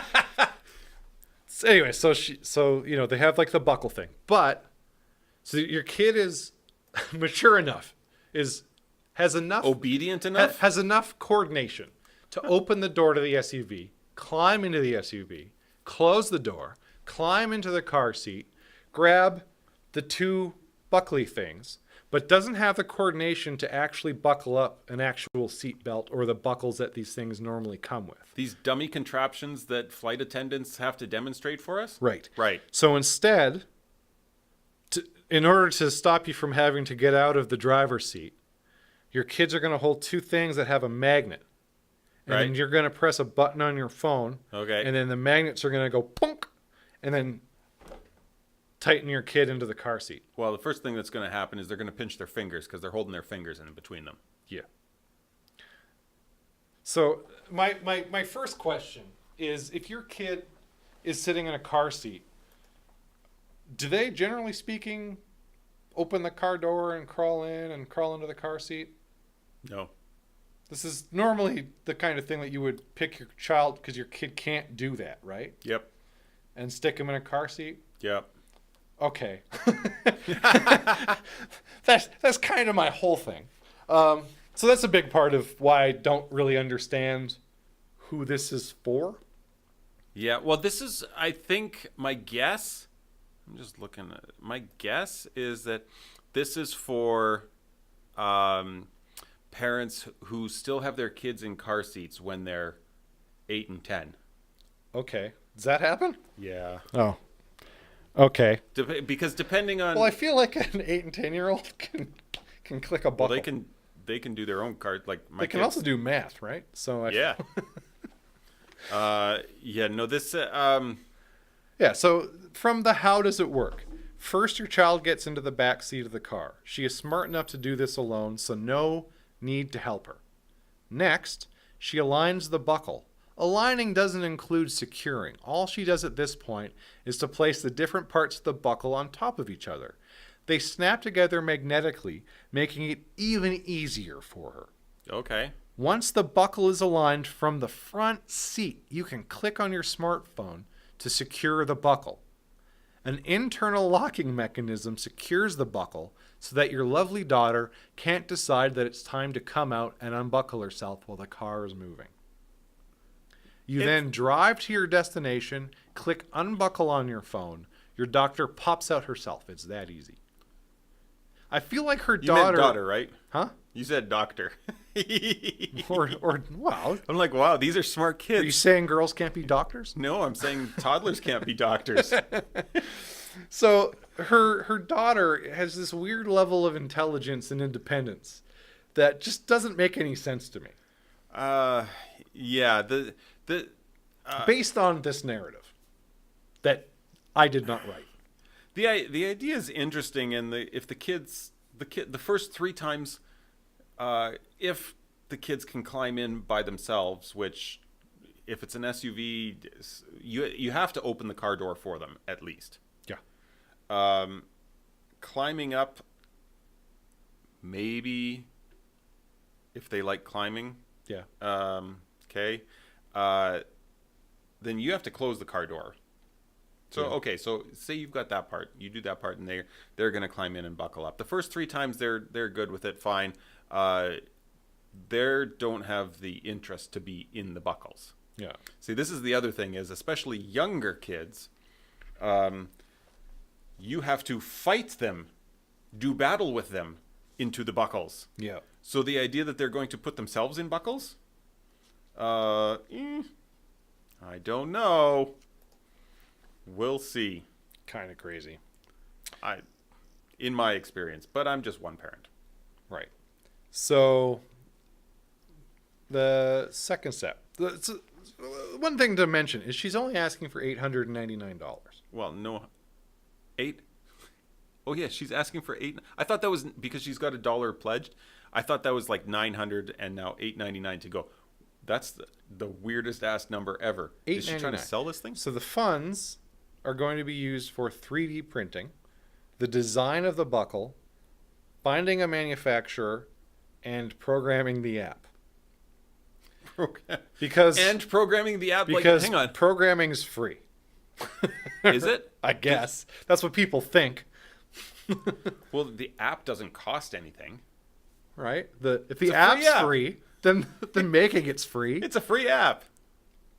I'm sure you'll get tons of exposure. Don't you just want to have an app in the store to say you've done it? Put it on your resume. Get a real job that pays.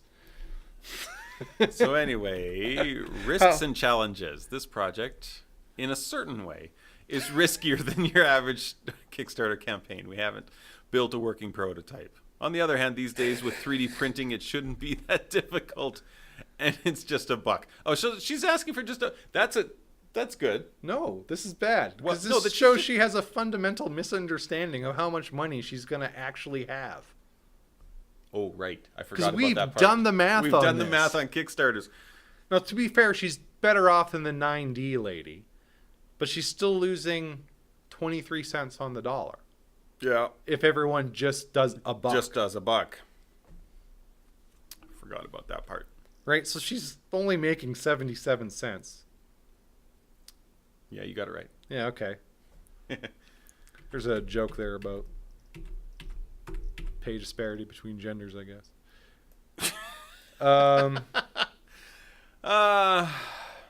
See, I don't have to tell the jokes. I can just say there's a joke there. You have one in your head. If someone's watching this, they have one in their head. You'll know the joke that we're referring to. Yeah.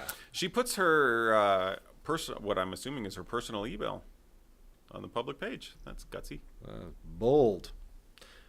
But, yeah. Fortune favors the bold. How much will Beeble cost? $179 for super early backers. What's super early? Like just If you back it, period.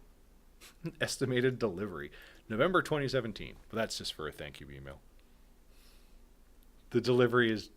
Oh, the only thing they're promising is a thank you email. Thank you for your 77 cents. Pledge $1 or more. Backer. You'll get a thank you email, and you'll get an update by email the moment we launch our second Kickstarter.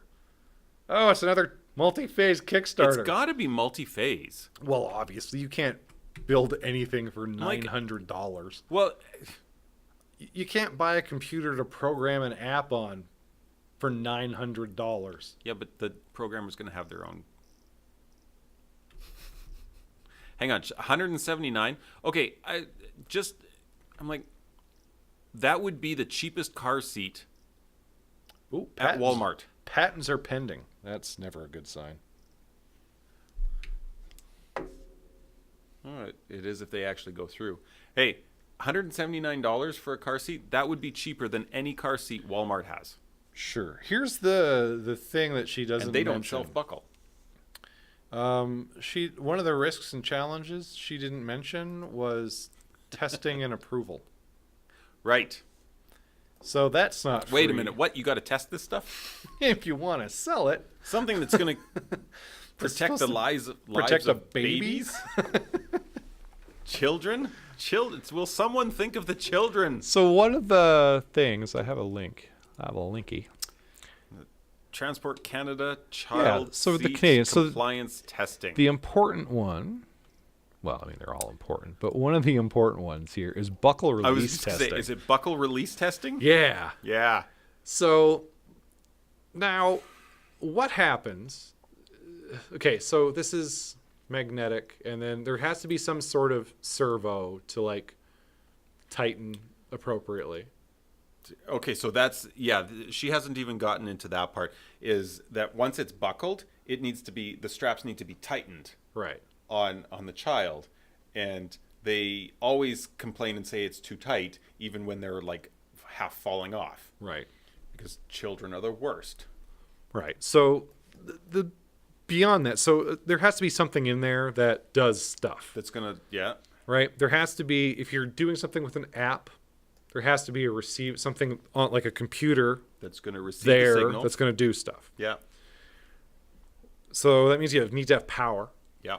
to that. Presuming it's running on a battery. What It could happens run on if car battery? it could? But I mean, now you have to run some sort of wire to the to it. back seat Yeah. to where the Oh, car there seat are is. power plugs in the back seats of SUVs now. Oh, is there? Yeah. Oh, okay. Well, okay. I guess you can do that. Plug it in. Yeah, like, it's gonna like be- you mean like a lighter, cigarette lighter. the 15-volt thing? Yeah. Okay, I guess it could run on. Maybe it can run on 15 volt. Let's say we can do that. I'm okay there. In the case of an accident, Yeah. and your phone's broken, and there's no power in the SUV anymore, I hope she's considering a backup, An emergency release? like just a button. Now, that being said, she does say that the kid can't just break out whenever she wants, right. which but- means there's no button. well, there's no button because they all have buttons on them, Yeah, right? right. It's just they're generally firm enough that the kid themselves can't press it. Right. Right, but one of the problems she's solving is kids breaking out of their car seats. Like, my kids never once were able to break out of their car seats. Well, your kid That's isn't one. her kid, I guess. Her kid is freaking Houdini.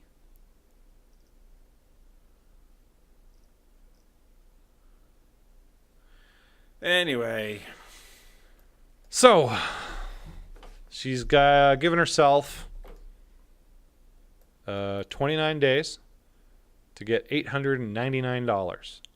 She has one pledge of $1. So $8.98 to go. Does she make it? It's not a lot of money, right? Like not a lot of money. that's the thing. Only $900. Does she say here about her next kick? Where does she say about her next Kickstarter? It's only in under the pledge. Oh, okay.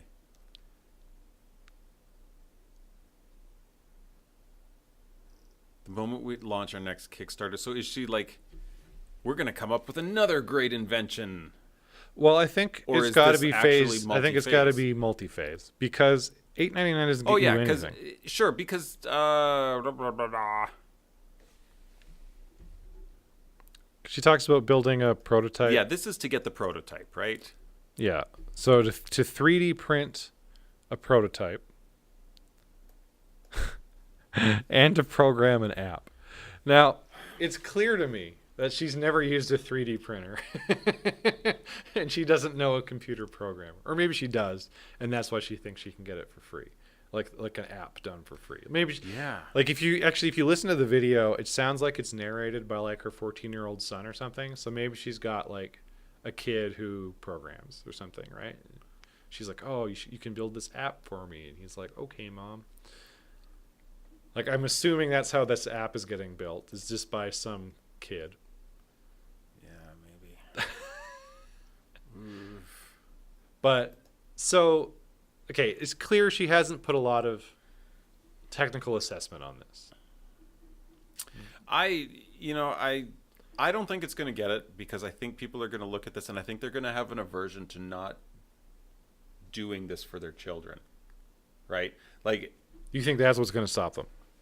Is just because they want to buckle their kid in? They feel safer doing it themselves. yep. Okay. Like, I'm thinking about it. I'm like, when I'm buckling my kids in, I'm making sure that those buckles are secure, and I'm physically seeing how tight those straps are. Yeah. I want to, with my own hands, I want to know that my kids are securely in that car seat. Peace of mind for the parent. Yeah. Yeah. No, that makes a lot of sense. See, I look at it from the perspective of she clearly has no idea what she's getting into. So Well, I'm yeah. not going to give her $1. Didn't give it to the hobo, won't give it to her. I'd sooner give it to the hobo. At least he gets the whole dollar. It's true. Yeah, no, I think there's a number of reasons to decide not to support this. Do you now? I know in the I like past her with, imagination. with other stuff, we've definitely talked about like if it hits the right audience, it'll Yeah. go. Do you think this could hit the right audience? Like, is there, like, if this went on like a mommy blog, do you think mommy blogs would go for it, or is this? Do you think they have this sort of same? Generally, it's more about it's the it's the millennial moms. It's the millennial moms who are like, oh, my kid can do anything. They can buckle themselves in, and it's so cool, and it's got an app, so that'll sucker them in. And or maybe people who don't have kids yet. I could see that happening, like a young married couple who are planning on having children but don't have them yet. They might see this and go, "Oh, this would be great for when we do have a baby." would they see it though? Well, they might. I don't know. I wonder. I'm just saying, like that's a potential audience, Yeah. right? If they Like if it winds up on a mommy blog, but- it'll wind up probably on someone's Facebook feed who's thinking about having a kid. Because the internet people on knows. Facebook are thinking about having kids. Well, yeah, the internet always knows before anyone else does who's pregnant. So you've heard that story, right? About the No. guy. He it was a dad, and he started getting coupons from the local Walmart or whatever it was, or a Walgreens. Did hear about this, And it was like for like diapers and stuff. And he went there and he complained. He's like, "Why do you guys send me this stuff? Like, it's just me and my teenage daughter." And they're like, "Oh, well, this is That's all sent based on an algorithm. So someone in your house has been looking at baby stuff. has been searching for it." Yeah. That's right. Yeah. So, and that was how he discovered his daughter was pregnant. Ooh. Anyways, so I don't know. I don't think this will go. That's- This is a thumbs down for me in terms of. I mean, just generally, it's a thumbs down for me. But I'm gonna say it's not gonna go, because I think there are gonna be more red flags than whatever the opposite of red flags are. white flags, no.